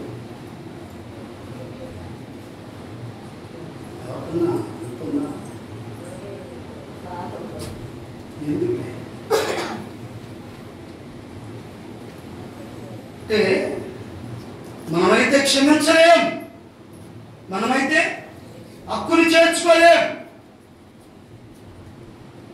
ప్రజెంట్లరా ఎవరైనా సరే, ఎంతటి వారైనా సరే పోతే పోయిందే అని అనుకోరు. ఇంటోడు కొట్టేది కాకుండా పక్కింటోడు కూడా కొడతాడు, పక్కింటోడు కొట్టేది కాకుండా ఇంటి ముందోడు కొడతాడు, ఇంటి ముందోడు కొట్టాడు కాకుండా వీళ్ళకి సంబంధించిన చుట్టాలు ఎవరైతే ఉన్నారో వారందరూ కూడా కలిసి కొట్టుడే కొట్టుడు, ఏర కొట్టుడు. వాడు చస్తాడో తెలియదు, బతుకుతాడో తెలియదు. మన ఎట్లా జరిగింది విజయవాడ గిరిపాపం. ఇద్దరు ప్రేమికుల మధ్య ఉన్న సమస్యని దగ్గర కొందరు వ్యక్తులు ఏం చేశారంటే అది పెద్ద విషయం చేసుకున్నారు, వచ్చి కొట్టేశారు. తట్టుకోలేక ఉరి పెట్టుకుంది, 2 రోజులు హాస్పిటల్లో ఉంది, 3వ రోజున ఎప్పుడో చనిపోయింది. మీరు అందరూ టీవీలో చూసే ఉంటారు. 14 మంది నపుంసకులు.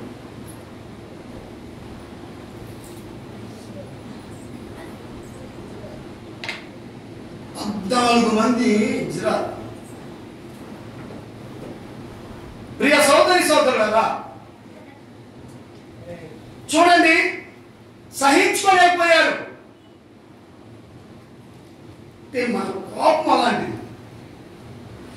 కానీ మనం ఎన్ని దుర్మార్గమైన పనులు చేసినా మన మంచి దేవుడు యేసయ్య నిన్నేం చేస్తున్నాడు? టక్కుని చేర్చుకున్నాడు. మనం ఘోర పాపం అండి. నిజంగా మనం క్షమించేవారు భూమి మీద ఏంటి ఇదిగో ఎవరు లేరు. అలాంటి ఏంటి మనల్ని క్షమించే వారి యొక్క మనల్ని క్షమించే వారి మధ్యన ఏంటి మనల్ని క్షమించలేని వారి మధ్యన మనం నివసిస్తూ రకరకాల సమస్యలు మనం కొని తెచ్చుకుంటున్నాం. కానీ ప్రియ దేవుడారా, అదే లోకములో ఏంటి ఆయన వాక్యం ద్వారా మనం ప్రేమించి అద్దుకునే దేవుడు మనకున్నాడు. ఆయనే ప్రభు యేసుక్రీస్తు. హల్లెలూయా. ఆ యేసుక్రీస్తు ప్రభు కోసం వెళ్ళిందండి. ఎవరు వెళ్తూ ఉంటుంటే దేవుడు ఏం చేశాడు తెలుసా? దేవుడు ఏం చేశాడు తెలుసా? చదవండి ఆ మాట, చదవాలి. అప్పుడు లూదియా అను దైవ భక్తి గల స్త్రీ వినుచుండెను.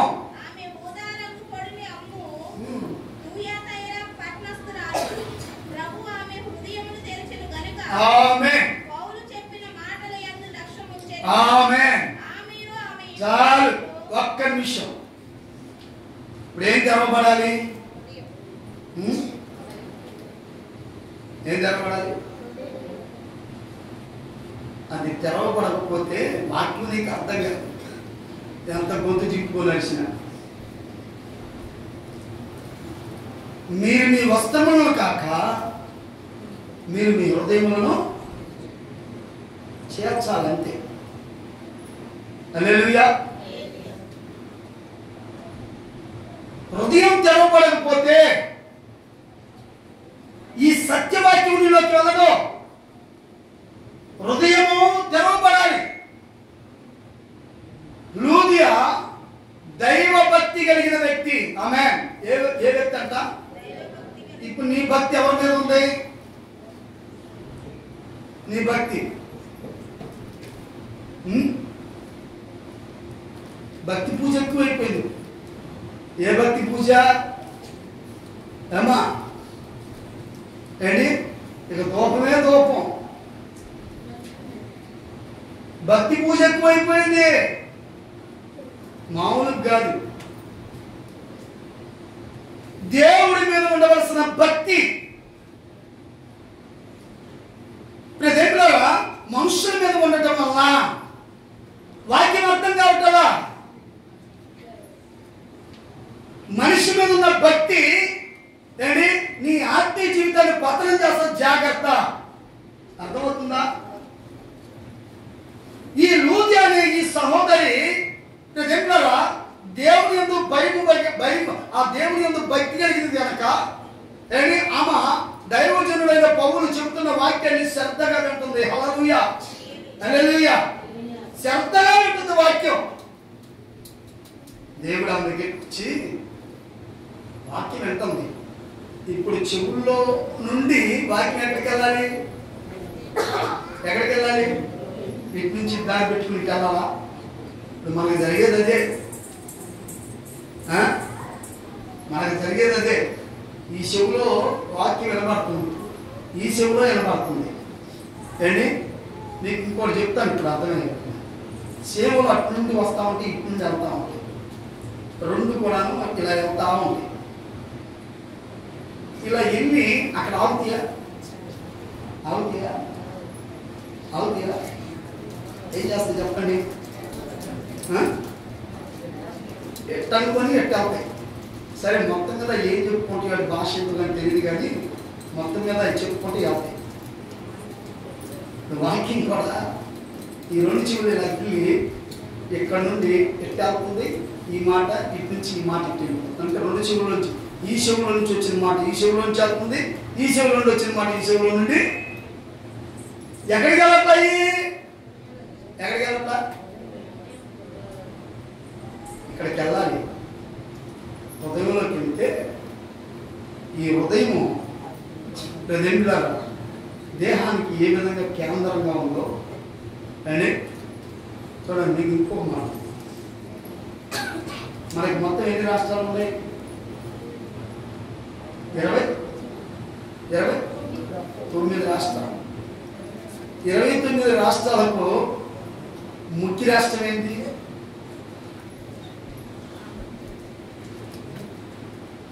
ఇప్పుడు ప్రధాని గారు ఎక్కడ ఉండి పరిపాలన చేస్తున్నాడు కదా? అంటే ఈ 28 రాష్ట్రాలకు ముఖ్య పట్టణం ఢిల్లీ. కాబట్టి అక్కడ నుండి పరిపాలన 28 రాష్ట్రాలకు జరుగుతూ ఉంది. నీతే జరగని, న్యాయమే జరగని, ఏదన్నా కానీ, అన్యాయమే జరగని, ఏదన్నా కానీ. అలాగే ప్రియ సోదరి సోదరులారా, ఇదిగో ఇక్కడికి వెళ్ళిన ఈ వాక్యము మన అవయవాలన్నిటికి కూడా చక్కగా వెళ్ళాలి. హల్లెలూయా. ఇప్పుడు ఇక్కడికి వెళ్ళకుండా ఈ వాక్యం ఈ చెవులో నుంచి ఈ చెవులోకి, ఈ చెవులో నుండి ఇటు వెళ్ళిపోతే ఇప్పుడు వెళ్తుందా లేకపోతే హృదయంలోకి వెళ్తుందా? ప్రియ సోదరి సోదరుడా,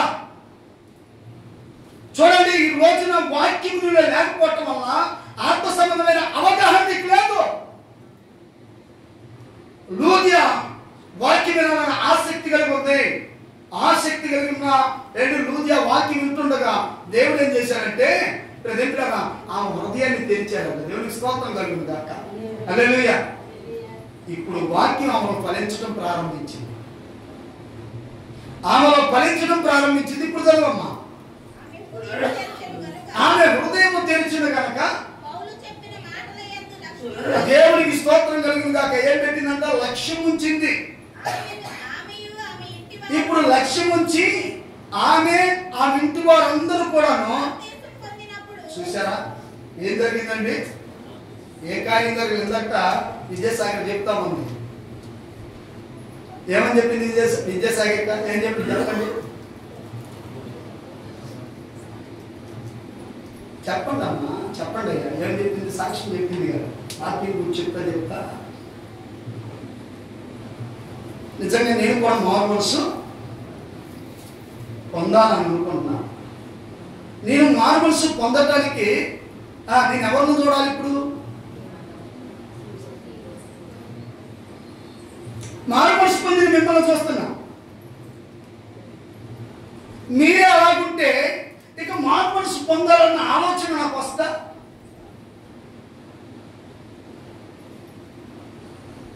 లూదియా యొక్క కుమారులు తన పిల్లలు మారుమనసు పొందటానికి, అంటే బాప్తిసం పొందటానికి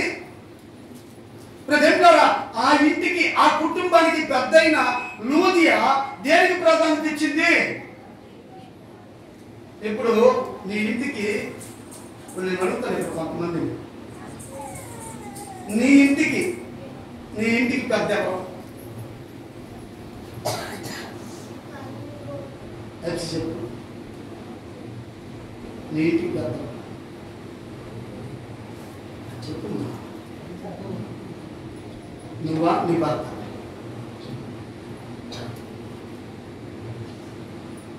ఆగ్నేశం.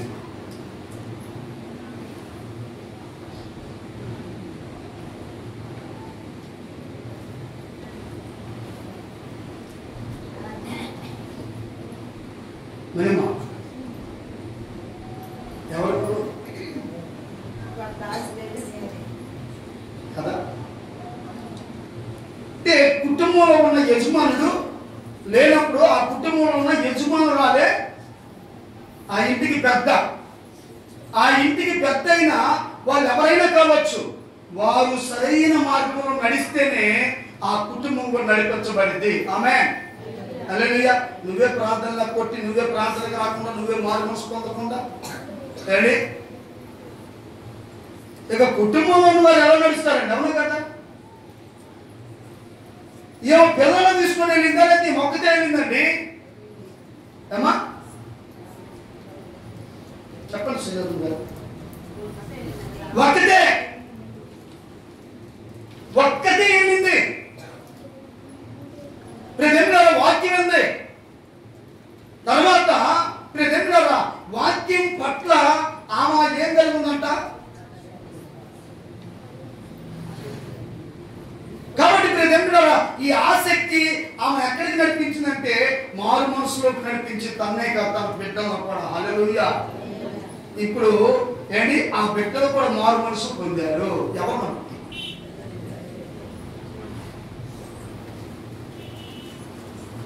తల్లిని బట్టో తండ్రి బట్టో మారు మనసు పొందాలి. అలాగే దేవుని మందిరము, ఇదిగో ఈ మందిరము లేని వాళ్ళు చాలా మంది ఉన్నారు. అలాంటి వారిలో లూదియా ఒక తప్పుడు. ఈ రోజు కూడా చాలా మంది ఏంటి మందిరాలు స్వార్థ చెబుతున్నారు. చాలా మంది దైవజనులు. నేను ఒకసారి వచ్చే ఒక మందిరానికి, అంటే ఒక పాస్టర్ గారు పిలిస్తే the gospel association of India సహవాసంలో దేవుడు పనిచేస్తున్న శ్యామ్, ఆయన పేరు ఏంటి దావీద్ గారు. వాళ్ళు గంగిరెద్దులు. సరే, మొత్తం మీద అక్కడికి వెళ్ళినప్పుడు దేవుడు పిలుపుతో వెళ్ళాడు. ఆయన ఆ మందిరం దగ్గరికి వెళ్ళగానే నేను ఒకసారి కూడా చెప్పినట్టు నాకు పిలుపుతో చెప్పాను. అప్పుడు ఆ మందిరంలోకి వెళ్ళగానే ఈ మందిరం తాటాకుంది. చుట్టూ పక్కన చుట్టూ ఇటు పక్కన రోడ్డు ఉంది, కొద్దిగా ఇటు అటు మొత్తం పసికిరే. పైన చూశాను నేను. పైన చూస్తే పైన పాకాలలో పైన కొంతమంది ఏది దాన్ని ఏమంటారు, ఇప్పుడు మనం అటకలు పెట్టుకుందాం, చౌక ఏదంటారు. చాలా మంది ఇళ్లలో ఆ తాటాకి ఇంట్లోనే ఇట్లాగా పైకి వేసుకొని పైన వేసుకుంటాను. అమ్మా సరే, అదేదో నాకు గుర్తు రావట్లేదు పేరు. అంటే మచ్చు మచ్చు. చూడగానే ఆ మచ్చు వైపు చూసా. పైన ఆ మచ్చు లోపల అంతా కూడా నేను ఏదో ఒక రకంగా ఉంది. నేను ఆ డౌట్ వచ్చాను. అయ్యారు అమ్మగారు ఏంటయ్యా వస్తాయా రావటం ఏంటయ్య గారు. ఒకసారి మేము ప్రార్థన చేయటానికి వచ్చాము. సాపలు వేసుకున్న అనుకునేసరికి సాపలు పెద్ద కాసుకోము. అయ్యగారు కూడా వెళ్ళేటప్పుడు నేను ఒక్కదాన్నే ఉన్నా. పెద్ద పొలం కాసుకోము. సరైన మందిరం లేక, ప్రియ సోదరి సోదరులారా, ఏమండి, సరైన మందిరం లేక నిజంగా ఆ తాటాకుల యొక్క మందిరంలో దేవుణ్ణి ఆరాధించే వాళ్ళు ఇప్పుడు కూడా లేకపోలేదు. సరే, ఎక్కడ ఎవరు ఏంటి ఏసీ మందిరాలు ఉన్నాయి, కొన్ని బిల్డింగులు ఉన్నాయి, ఏంటి మంచి ఆ శృంగారంగా తీర్చబడిన మందిరాలు ఉన్నాయి. కొంతమందికి మందిరాలు లేవు. అయినప్పటికీ సరే దేవుని సువార్త వినిపించబడుతుంది. దైవజనులు వినిపిస్తున్నారంటే ఆయా మందిరాల్లో వాక్యం వింటున్న వారు ఆ వాక్యాన్ని వాళ్ళు తీసుకుంటున్నారా లేదా అనేది ఎవరు అవగాహన చేసుకోవాలి. ఈ రోజున ఇక్కడ ప్రకటింపబడుతున్న వాక్యము ఏంటి ఎవరో ఒక్కళ్ళిద్దరు ముగ్గురు మాత్రమే, ఒకవేళ బహుశా ఎవరో ఒకళ్ళిద్దరు ముగ్గురు మాత్రమే, విద్యాసాగర్ లాంటి వాళ్ళు. మిగతా వారి పరిస్థితి ఏంటి?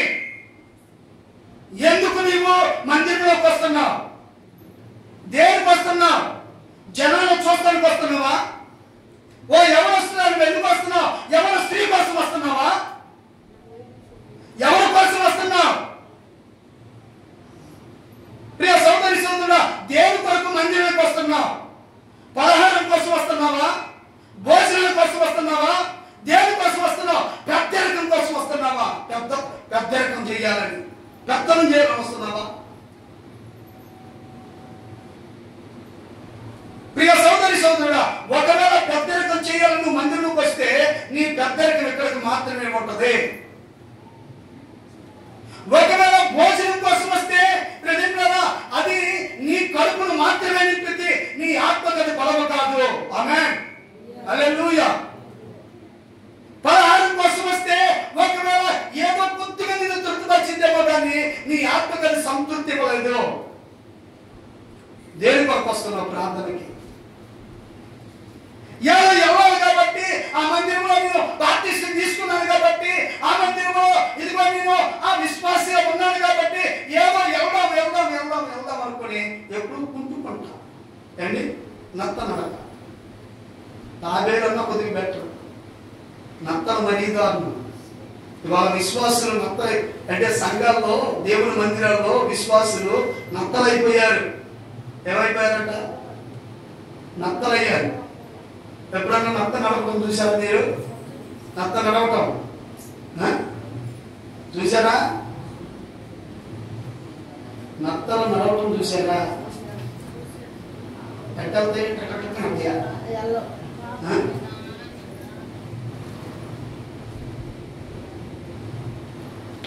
మెల్లిగా పైన ఉన్న గవ్వ మెల్లిగా కదులుతా ఉంటుంది. అంటే ఈ రోజు మందిరానికి నేను అనుకుంటాను ఎప్పుడో మీరు సోమవారం బయలుదేరి ఉంటారు మందిరానికి రావడం. ఎప్పుడు బయలుదేరారు? సోమవారం బయలుదేరారు ఇంటికాడ. సోమవారం బయలుదేరేసరికి మీరు మందిరానికి వచ్చేసరికి ఆదివారం అయిపోయింది పాపం. అందుకని ఆదివారం ఆరాధనలు పడుతున్నారు. దానికన్నా దేవుని స్తోత్రం. అసలు ఆదివారం బయలుదేరితే ఎప్పుడు వస్తారు? ఆరాధన టైంలో వస్తారేమో. అవునా? మాట్లాడతా. ఎప్పుడు బయలుదేరారు?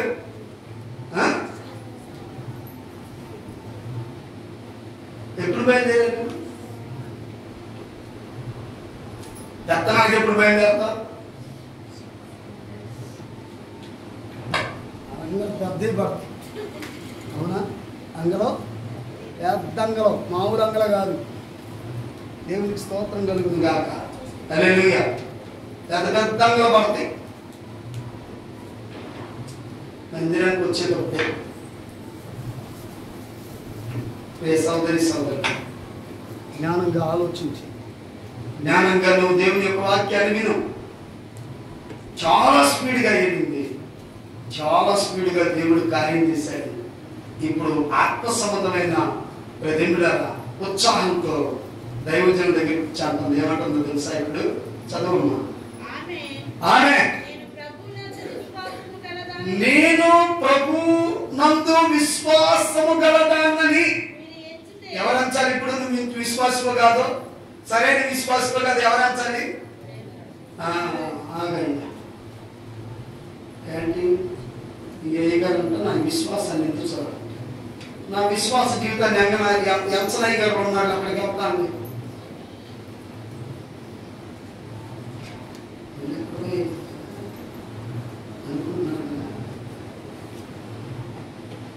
ఏమంటుందేమా? అయ్యా నేను ప్రభువునందు విశ్వాసము గలనానని మీరు గట్టిగా చదవమ్మా మాట, మైక్లో చదవమ్మా.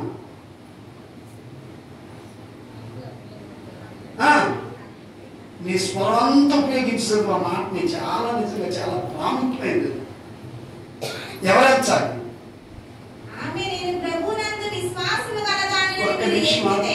ఒక్క నిమిషం.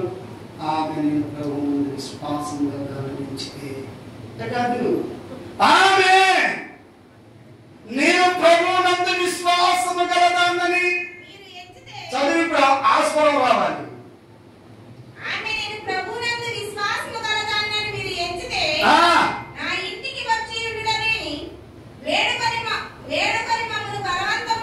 ఆమేన్. హల్లెలూయా. ఇప్పుడు ఎవరంటారు? నీ ఇంటికి భోజనానికి రావాలన్నా, నీతో మాట్లాడాలన్నా, ఏంటి నీవు సరైన విశ్వాసం కాదు ఎవరంటారు చెప్ప? ఇప్పుడు దైవజనుడు ఇచ్చాడనుకో, ఏం చేస్తారు? ఇక్కడ కొట్టేసరికి పడతావు. అమ్మమ్మమ్మతో ఆయన గారి దగ్గర నేను రాను. ఆయన నా విశ్వాసాన్ని ఎంచుతున్నాడమ్మా. ఆయన ఆ గుడికి నేను వచ్చేది. మార్పు కలిగిన వారు మాట్లాడరు. ఎవరు మాట్లాడతారు? మార్పు లేని వాడు, మారు మనసు పొందిన వాడు, అవగాహన లేని వాడు, అవగాహన లేని వారు మాట్లాడే మాటలది. వాక్యం పట్ల అవగాహన, అందుకని మారు మనసు పొందింది. అందుకని ఇప్పుడు చట్టంతో దైవజనుడు, అయ్యా నేను మారు మనసు అంటే నేను ప్రభువునందు విశ్వాసము గలదానని నేను ఎంచితే నా ఇంటికి రండి అయ్యా, నా ఇంటికి రండి అయ్యా, నా ఇంటికి రండి అయ్యని బలవంతం చేసిందంట. ఏం చేసింది అంటే ఇప్పుడు బలవంతం చేయమంటే అర్థమర్థం జరగటం. అవునా? మీరు అవ్వద్దు అవ్వద్దు అమ్మా, అయ్యా అవ్వద్దయ్యా హల్లెలూయా. ఒకవేళ నేనే నా దగ్గరికి మీరు వచ్చి ఈ మాట మీరు మాట్లాడితే నీ దగ్గర సరైన విశ్వాసం సహోదరి అని నేను అన్నాను అనుకున్నాను.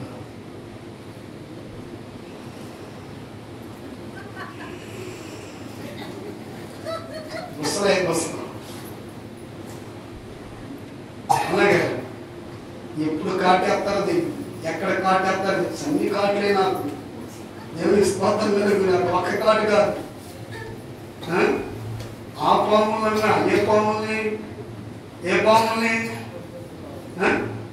ఏ పాములంటే సర్పసంతానం లూసిఫర్ అనే పాముని వాటినైనా చిత్తపడుతున్నాను కానీ మిమ్మల్ని మాత్రమే చిత్తపట్టలేకపోతున్నాను. ఎందుకంటే మీ కాట్లు వాటికంటే విసురుగా ఉన్నాయి. ఆమేన్ హల్లెలూయా. వాటికన్నా తట్టుకోగలుగుతున్నానేమో కానీ అమ్మా విశ్వాసులైన మీ దెబ్బకి నేను తట్టుకోలేదు. అవునా? అరే నన్ను మొదలుకొని అది కాలు వలుపుకోవడము నీకేమి లేదు. 2 పళ్ళు 3 పళ్ళు 4 పళ్ళు దిగబడుతూనే ఉన్నాయి. ఎందుకో ప్రియ సోదరి సోదరుడా, వాక్యము ఉన్నట్లుగా నీకు బోధిస్తుంటే నీవు సరైన విశ్వాసంగా లేవు, సరైన ప్రార్థన లేదు, సరైన మార్పు లేదు, సరైన సంఘ క్రమం లేదు, నీకు నీ ఇష్టం వచ్చినట్టుగా ఎటు పడితే అటు తిరుగుతున్నావు, జాగ్రత్త అని చెప్తుంటే నీకు ఎక్కడో తెలుసా అండి? నీకేమి లేదు. ప్రియ సోదరి సోదరుగా, నేను ఈ మధ్య ఒక వీడియో చూశాను. ఒక పిట్టలు పైన ఒక పాము పైన అది కింద పోవటానికి అది ఒక్కసారికి పని దూకిందండి. నిజంగా అంత కంటే వేగంగా దూకుతున్నారండి. ఎవరు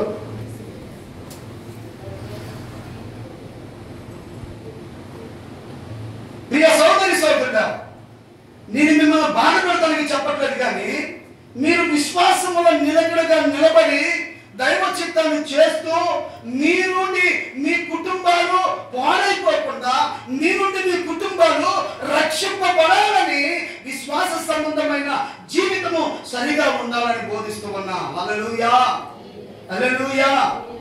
అండి చిన్నవన్నీ దానికి సాగులే. నీ దగ్గర సాగు లేదు, ఈ రోజు లేదంటానికి ఏమైనా ఉందా? ప్రతిరోజు సాగే నీ దగ్గర.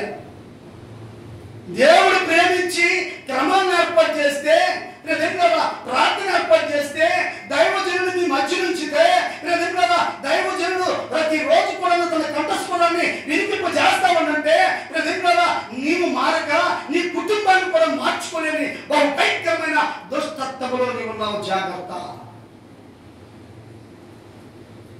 ఈరోజు ఎక్కడ ప్రియ సోదరి సోదరుడా, నేను ఒక మాట చెప్తాను. నాకు రక్షణ పొందిన పత్రం, మార్మోస్ పొందిన పత్రం, నేను కూర్చొని అన్నం తింటున్నాను. మా నాన్న వచ్చాడు, రైట్ అక్కడికి రా అన్నాడు. ఏం చేస్తున్నావు నువ్వు అన్నం తిన్న తర్వాత అక్కడికి వెళ్ళిరా అన్నాడు. మా నాన్న అన్నాడు, రైట్ నువ్వు అక్కడికి వెళ్ళిరా అన్నాడు. అన్నం తింటున్నా కదా వెళ్తాను అన్నా. వెళ్తానన్నా వెళ్తానన్నా నిజంగా అన్నం తింటున్నారు కదా వెళ్తాను అన్నా. ఎవరితో చెప్పే మాట? మా నాన్నతో చెప్పాను. నాకు జన్మనిచ్చిన మా నాన్నతో చెప్పాను. మా నాన్న ఏమన్నాడు? అటు వెళ్ళిరా అన్నాడు. మా నాన్నతో నేనేమన్నా? వెళ్తానులే అన్నా. అన్నం తెస్తున్నానుగా వెళ్తానులే అన్నా. వెళ్ళను నల్లా వెళ్తానన్న మాట కూడా నాకు బాధ కలిగి, అంటే ఇప్పుడు అన్నం తినేవాడు కూడా చేయగలుగుకొని వెళ్ళాలి. అన్నం తినేవాడు కూడా లేచి ఏంట్రా సిల్వర్ టిఫిన్ ఉంది, క్యాన్ సిల్వర్ క్యాన్ ఉంది చూసారా, మరి ఆ క్యాన్కి అది ఎప్పుడు నా కోసమే కింద అడుగుతుంది, నాకు తెలియదు. నా కోసమే పోయినట్టుంది అడుగు కూడా. ఆ క్యాన్ తీసుకొని ఏంట్రా నాకే ఏదో చెప్తామని కొడితే గడ్డ తెగిపోయిందండి. వచ్చి చూసుకోండి సార్, తిమ్మిరెక్కింది చూసారు. నాలుగు మాటలు మాట్లాడాలి. కొట్టింది ఎవరో? నాన్న కొట్టాడు. నాకు జన్మనిచ్చిన నా తండ్రిగా నన్ను కొట్టింది.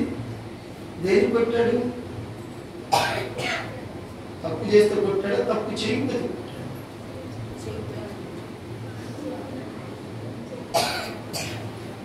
చెప్పిన మాట నేను విన్నా, అయినా నన్ను కొట్టాడు. నాలో ఏం తప్పు ఉంది అక్కడ? అన్నం తింటున్నాను కదా వెళ్తానులే అన్నా. అన్నం తిన్నాడుగా వెళ్తాను అనుకోవడం అన్నా. నేను ఒకవేళ ఎట్టంటే ఏంట్రా కోపం చెప్తున్నాను ఏంటో కొట్టచ్చు. నేను మారు మనసు పొందుతున్నా, అప్పటికే కోపం అంతా చదువుకున్నా. నిజంగా నా ఎంత కోపం లేదు నా ఇంట్లో.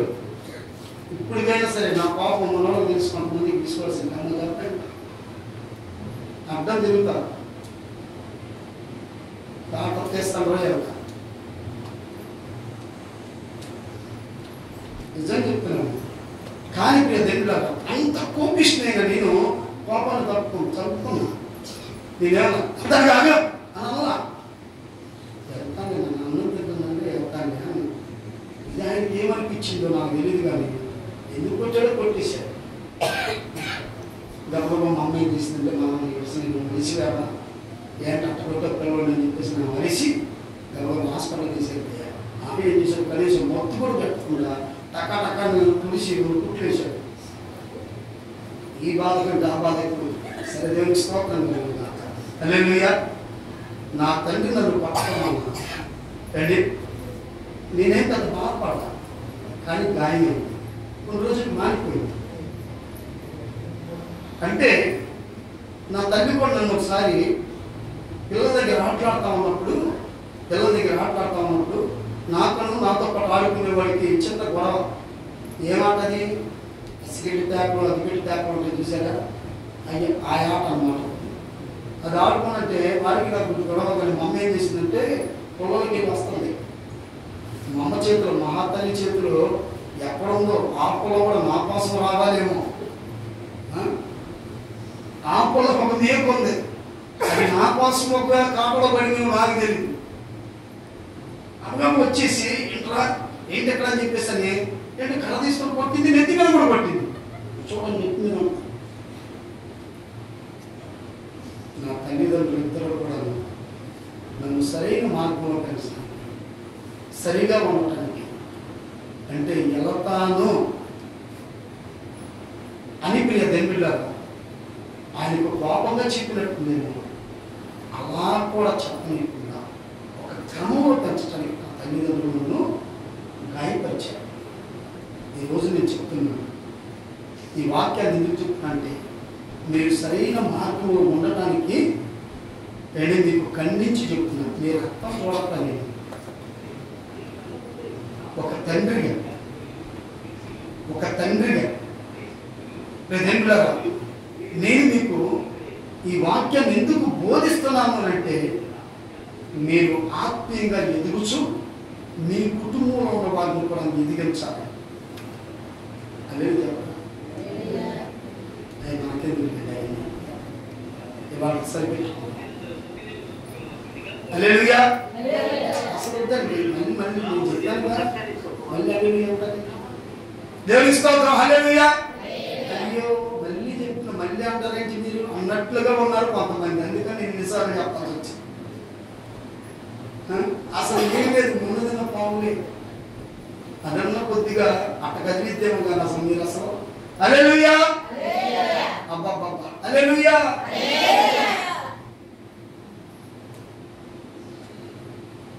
నా మైక్ ఆగుతాను నేను అసలు అన్ను మీరు చెప్పండి హల్లెలూయా రచన. నువ్వు చెప్పమ్మా, ఒక్కదాన్ని చెప్పు, అందరూ ఆగండి, ఒకసారి చెప్పమ్మా. హల్లెలూయా. గాస్పుల్ చర్చిలో పైడి గారు ఒక ఆయన ఉన్నాడు. ఆయన చెప్పేవాడు హల్లెలూయా అనేవాడు.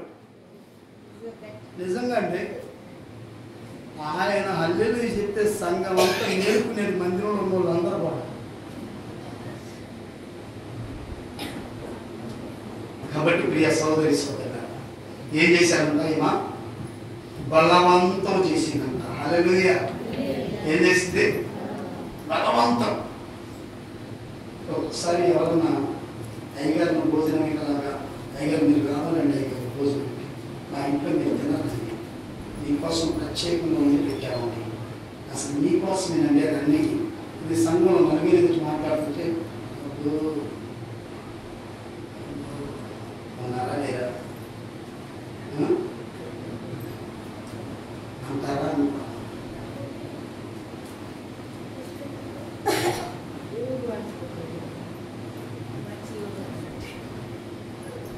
దేవునికి మహిమ కలుగును గాక. హల్లెలూయా. ఇప్పుడు ఆ వచ్చేంతది కదా, ఏమన్నది ఇప్పుడు చదవమ్మా.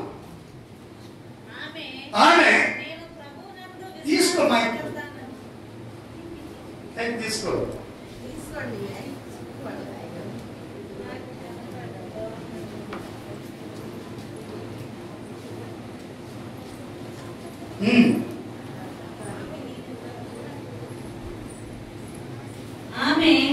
నేను ప్రభునందు విశ్వాసము గలదానని మీరు ఎంచితే నా ఇంటికి వచ్చి ఉండుడని వేడుకొని మిమ్మల్ని బలవంతము చేసెను.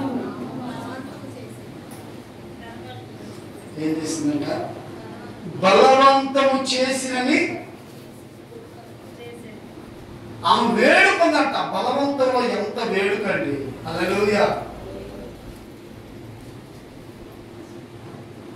ప్రియ సోదరి సోదరులారా, ఇంతటి విశ్వాసం, ఇంతటి నమ్మకం, ఇంతటి యథార్థత ఏంటి, అంతగా తన కుటుంబాన్ని మార్చుకోగలిగిన ఏంటి పరిస్థితి ఎక్కడి నుండి వచ్చింది? ఎక్కడి నుండి వచ్చింది? నీ వాక్యమే నన్ను బ్రతికించును బాధలలోనే.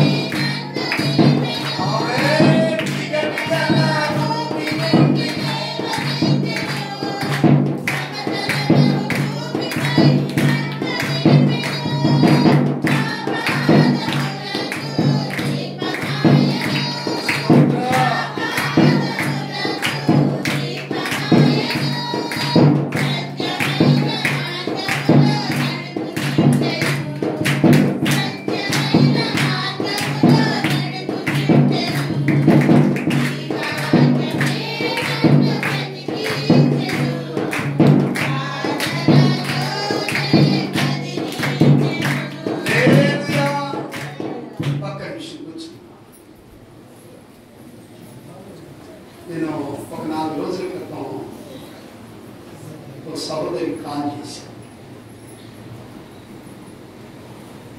మా వద్దనాలు బాగున్నాను, మా ఇంట్లో బాగున్నాను. నేను అన్నాను, రేపు వద్దాం అనుకుంటున్నాను అన్న. రేపు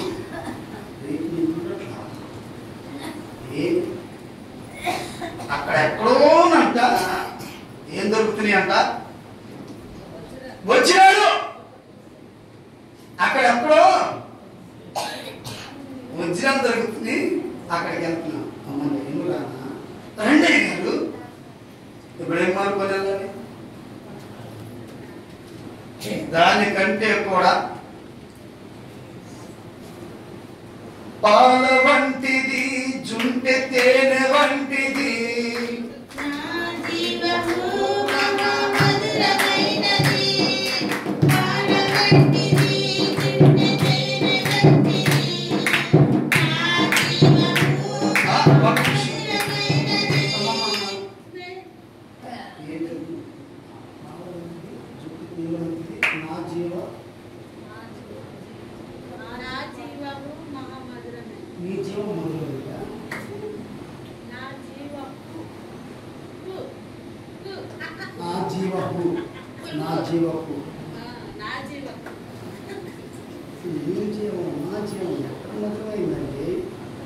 మధురం అవ్వాలంటే వాక్యంతో నింపబడాలిగా.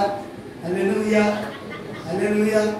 పాల వంటిది, జుంటె తేనె వంటిది, నా జీవపు మధురమైనది, నేలికి బంగారు కన్న కోరగైనది, నేలికి బంగారు కన్న కోరగైనది, రక్తరాసుల కన్న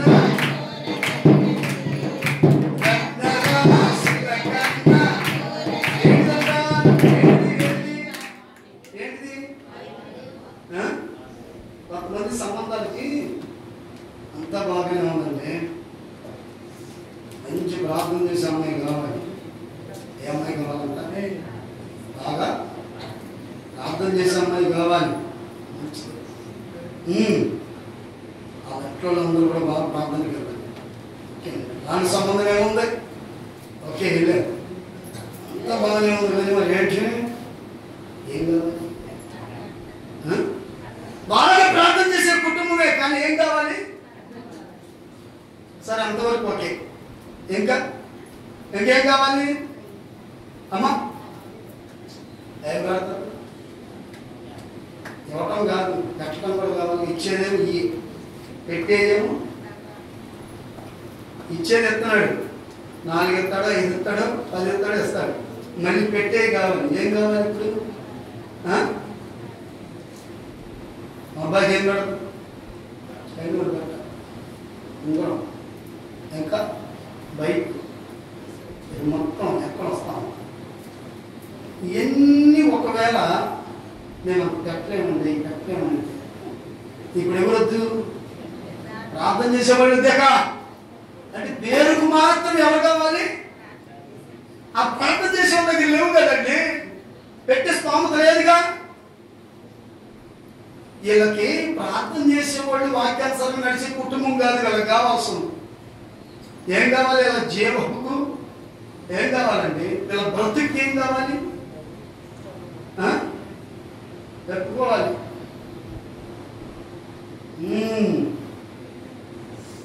మరి మీరేం పెడతారు? నేనేం పెట్టేదేమంటే అన్నీ తెచ్చుకుంటున్నారు అభయంగా అన్నీ. కానీ అన్నిటికంటే కూడా నిర్ణయమైనది, అన్నిటికంటే కూడా మధురమైనది, అన్నిటికంటే కూడా విలువైనది, ఎంతో కోరదగినది దేవుని వాక్యం. హల్లెలూయా, హల్లెలూయా. ఈ వాక్యానికేనండి తన బ్రతుకు తెరువుకి సంబంధించిన వ్యాపారం కూడా పక్కన పెట్టి లూదియా వెళ్ళింది. అక్కడికే ఈ వాక్యం కోసం, ఈ వాక్యం కోసం. మేము వెళ్ళాము గారు, మేము నాకేమా, మేము కూడా నేను కూడా వెళ్ళాము అయ్యగారు. మేమేమన్నా ఆగామా? మేమేం ఆగల. కాకపోతే ఇక్కడికే రావాలి అంతే. ఏనన్నా మేము కూడా ఎక్కడికి వెళ్ళారు చెప్పండి. సువార్త మీటింగులు ఏంటో మీకు తెలియదు, విశ్వాసుల కూడికలు ఏంటో మీకు తెలియదు. అవునా కాదా? ఏ మీటింగులు ఏంటో కూడా మీకు తెలియదు, వీధి సువార్తలు ఏంటో మీకు తెలియదు, కుటుంబ ఆరాధన ఏంటో మీకు తెలియదు. ఏ ఆరాధన ఏంటనేది ఎవరు చెప్తారు? ఎవరు నేర్పారు చెప్పండి. సరే, నేర్చుకున్నారు. మేము వెళ్ళాము. ఎక్కడికి వెళ్ళావు?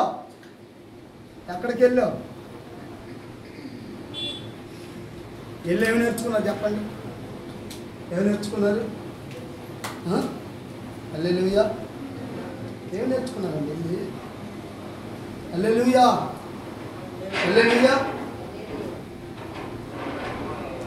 నేర్చుకోవాలి. ఏం నేర్చుకుంటాం మనం? ఎక్కడికి వెళ్ళా ఏం నేర్చుకో. ప్రియ సోదరి లూదిగా తన చిన్నపాటి వ్యాపారాన్ని విడిచిపెట్టి దైవజనుల చూపులో సువార్త విని ఏమి నేర్చుకుంది?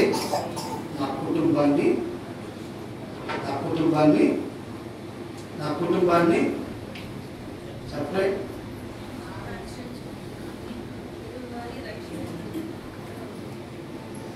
యెహోషువ అంటున్నాడు, బాయ్ మీకు ఇష్టం వచ్చినట్లుగా మీరేం చేస్తారో చేసుకోండి, నాకు సంబంధం లేదు.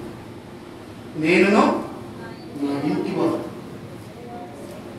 ఆయన మాత్రమే సేవిస్తాం. హల్లెలూయా. అందుకని మోషే గారి తర్వాత యెహోషువ ఇశ్రాయేలుకు గొప్ప నాయకుడయ్యాడు. హల్లెలూయా. మోషే గారి తర్వాత ఇశ్రాయేలుకు గొప్ప నాయకుడు ఎవరంటే ఎవరు? యెహోషువ దైవజనుడైన మోషే భోజనం చేసిన తర్వాత చేయి కడుక్కోవడానికి వెళ్తే వచ్చి చేతుల మీద నీళ్లు పోసేవాడట. హల్లెలూయా.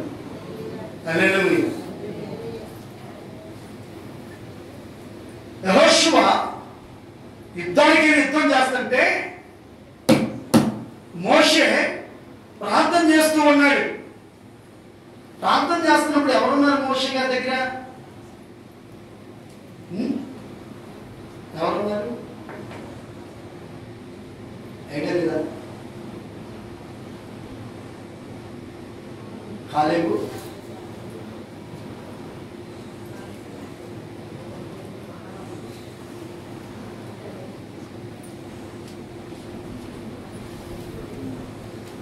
ప్రార్థన చేస్తా ఉన్నాడు. చేస్తుంటే దేవుడారా చేతులు బరువెక్కి, చేతులు ఇలా ఉన్నప్పుడు యెహోషువ యుద్ధం చేస్తుంటే యుద్ధంలో జయం వస్తుంది. మోషే గారి చేతులు బరువెక్కుతాయి.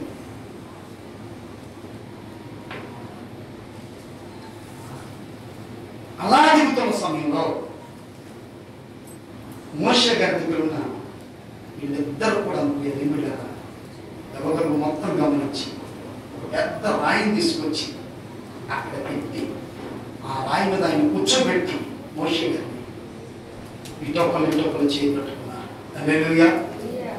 ఈ రోజున సేవకుడికి వందగా ఉన్నావా? క్రమం జరుగుతుంటే క్రమంలో ఏకీపించి విశ్వాసిగా ఉన్నావా? స్తుతికోవడం జరుగుతుంటే స్తుతికోవడంలో ఏకీపించే విశ్వాసిగా ఉన్నావా? కుటుంబ ఆరాధన ఉపవాస ప్రార్థనలు జరుగుతుంటే ఉపవాస ప్రార్థనలో సేవకుడితో సహకరించే విశ్వాసిగా ఉన్నావా? ఎక్కడున్నావు?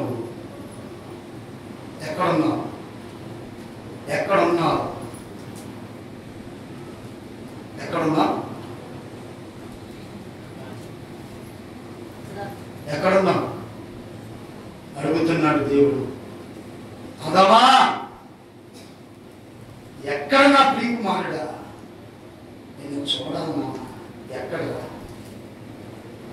ఎక్కడున్నావు నాన్న అంటున్నాడు. అయ్యా నీ స్వరం విన్నప్పుడు నేను దిగంబరిగా. ఎక్కడున్నాడు దిగంబరత్వంలో? ఎక్కడున్నాడు? ఆజ్ఞను మీరిన ప్రతి ఒక్కళ్ళు కూడా ఒకవేళ వస్త్రాలు కట్టుకున్నాను వచ్చిన నమస్కారం దేవుడికి మెత్తగా పడుతున్నావు తెలుసా? దైవాజ్ఞను మీరిన నీవు దేవుడికి ఎలా కనపడుతున్నావు తెలుసా? ప్రజలకు మాత్రం చక్కగా సూటు బూటేసుకొని మంచి బట్టలు పెద్దగా అండి ఉందాగా కనపడవచ్చు. కానీ దేవుడు చూస్తే దేవుని కనుదృష్టిని ఎంత కనపడుతున్నావు తెలుసా? ఎట్లా కనపడుతున్నావు? క్రమాలకు రాకుండా క్రమాన్ని డిస్టర్బ్ చేస్తానని నీవు దేవునికి ఎట్లా కనపడుతున్నావో తెలుసా? దైవజనుడి మాట వినకుండా దైవజనుడు చెప్పినట్టు చేయకుండా నడుస్తున్న నీవు దేవుడికి ఎలా కనపడుతున్నావో తెలుసా? ఎలా కనపడుతున్నావు? ఎక్కడున్నావండి నువ్వు?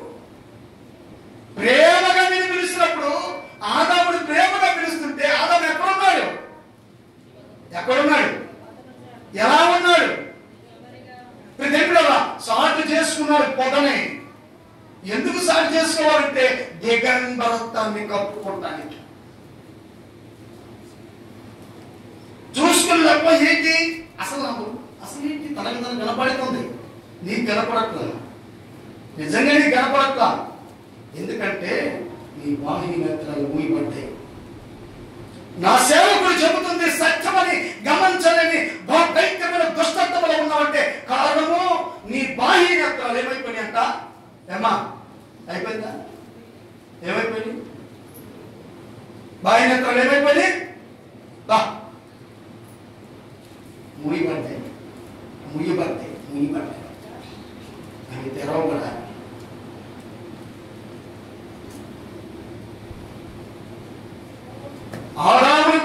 ఆదాము దేవుడి యొక్క ఆజ్ఞను మేరటం వల్ల ఏంటి? బాహ్య నేత్రాలు మూయబడ్డాయి, అంతర్గత నేత్రాలు తెరవబడ్డాయి. నీకే నేత్రాలు మూయబడ్డాయి? బాగానే చూస్తున్నావు. కొద్దిగా మస్కులో అయినా చూపిరా అసలు లేదు.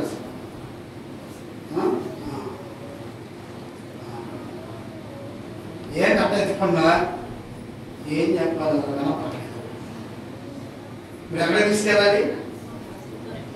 ఆయన టెస్ట్ చేసి ఆపరేషన్ పడుతుంటే మళ్ళీ ఇప్పుడు ఆపరేషన్ కోసం కొడుతాం కదా. మరి దేవుని ఆజ్ఞ మీరేగా అది నీకు అర్థం అవ్వట్లేదా? మందిరం ఎక్కడ ఉంది? క్రమం ఎప్పుడుంది? దైవజనుడు ఎక్కడ ఉన్నాడు? అండి అందుకని కనపడం ఇదే అని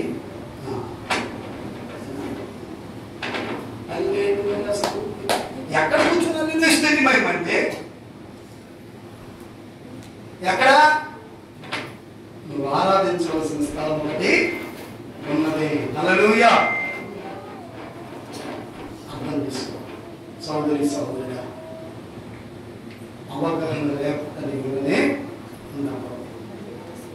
అవగాహన కలిగిన విశ్వాసిగా నీకు ఉండటం వల్ల దేవుడు నిన్ను నీ కుటుంబాన్ని ఆశీర్వదిస్తాడు, దీవిస్తాడు. పిలిచినప్పుడు నేను ఎక్కడ ఉన్నానయ్యా? అసలు ఆయన పిలిచేంత వరకు కూడా తెచ్చుకోకూడదండి.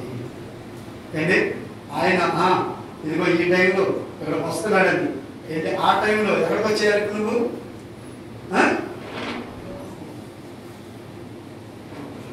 అందరూ కూడా అంటున్నా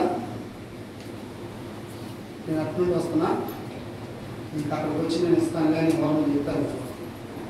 అందరూ కూడా అంటున్నాడు ఆయన ఏ టైంకి వస్తాడు దానికంటే ముందే. ఎందుకని ఆయన వచ్చి ఒక 1000 రూపాయలు ఇస్తాను అన్నాడు. ఈయనెవడా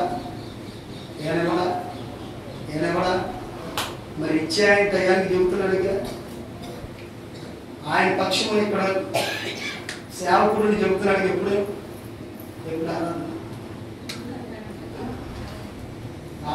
ఎప్పుడు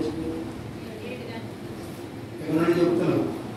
7 గంటల వరకే పాటలు, అది కూడా మీరు గ్రూపుగా తాగితే ఎవరు వచ్చినా సరే, ఒకవేళ 7 గంటలకు ముందు వచ్చినా గ్రూపుగా పాడకుండా మాత్రం మీకు పాటలు ఉన్నాం. నేనే నాకు వచ్చి పాటలు డ్రమ్ కొట్టుకుంటా, పాటలు పాడుకుంటూ డ్రమ్ కొట్టుకొని పరిచయం చేసుకుంటూ ఏ పరిచయం ఎలా చేయాలో నాకు తెలుసు.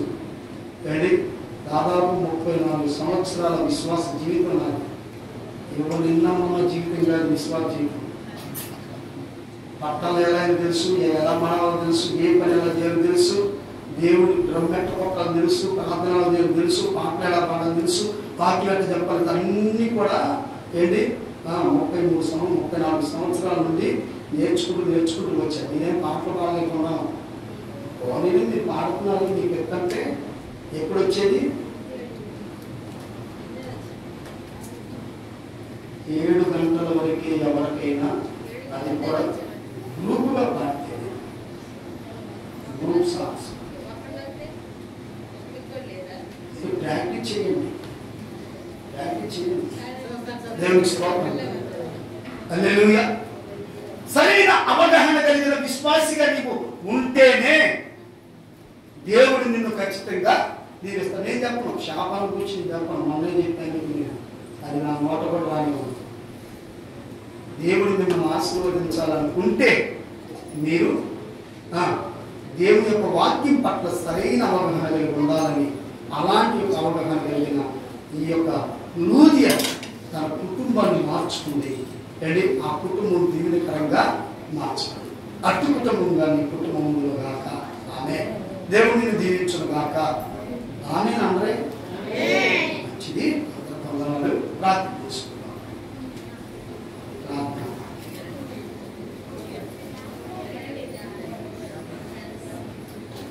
ప్రార్థన. సర్వోన్నతుడైన మా తండ్రి, ఎత్తబడే వాక్యాన్ని పరిశుద్ధాత్మతో నీరు కట్టే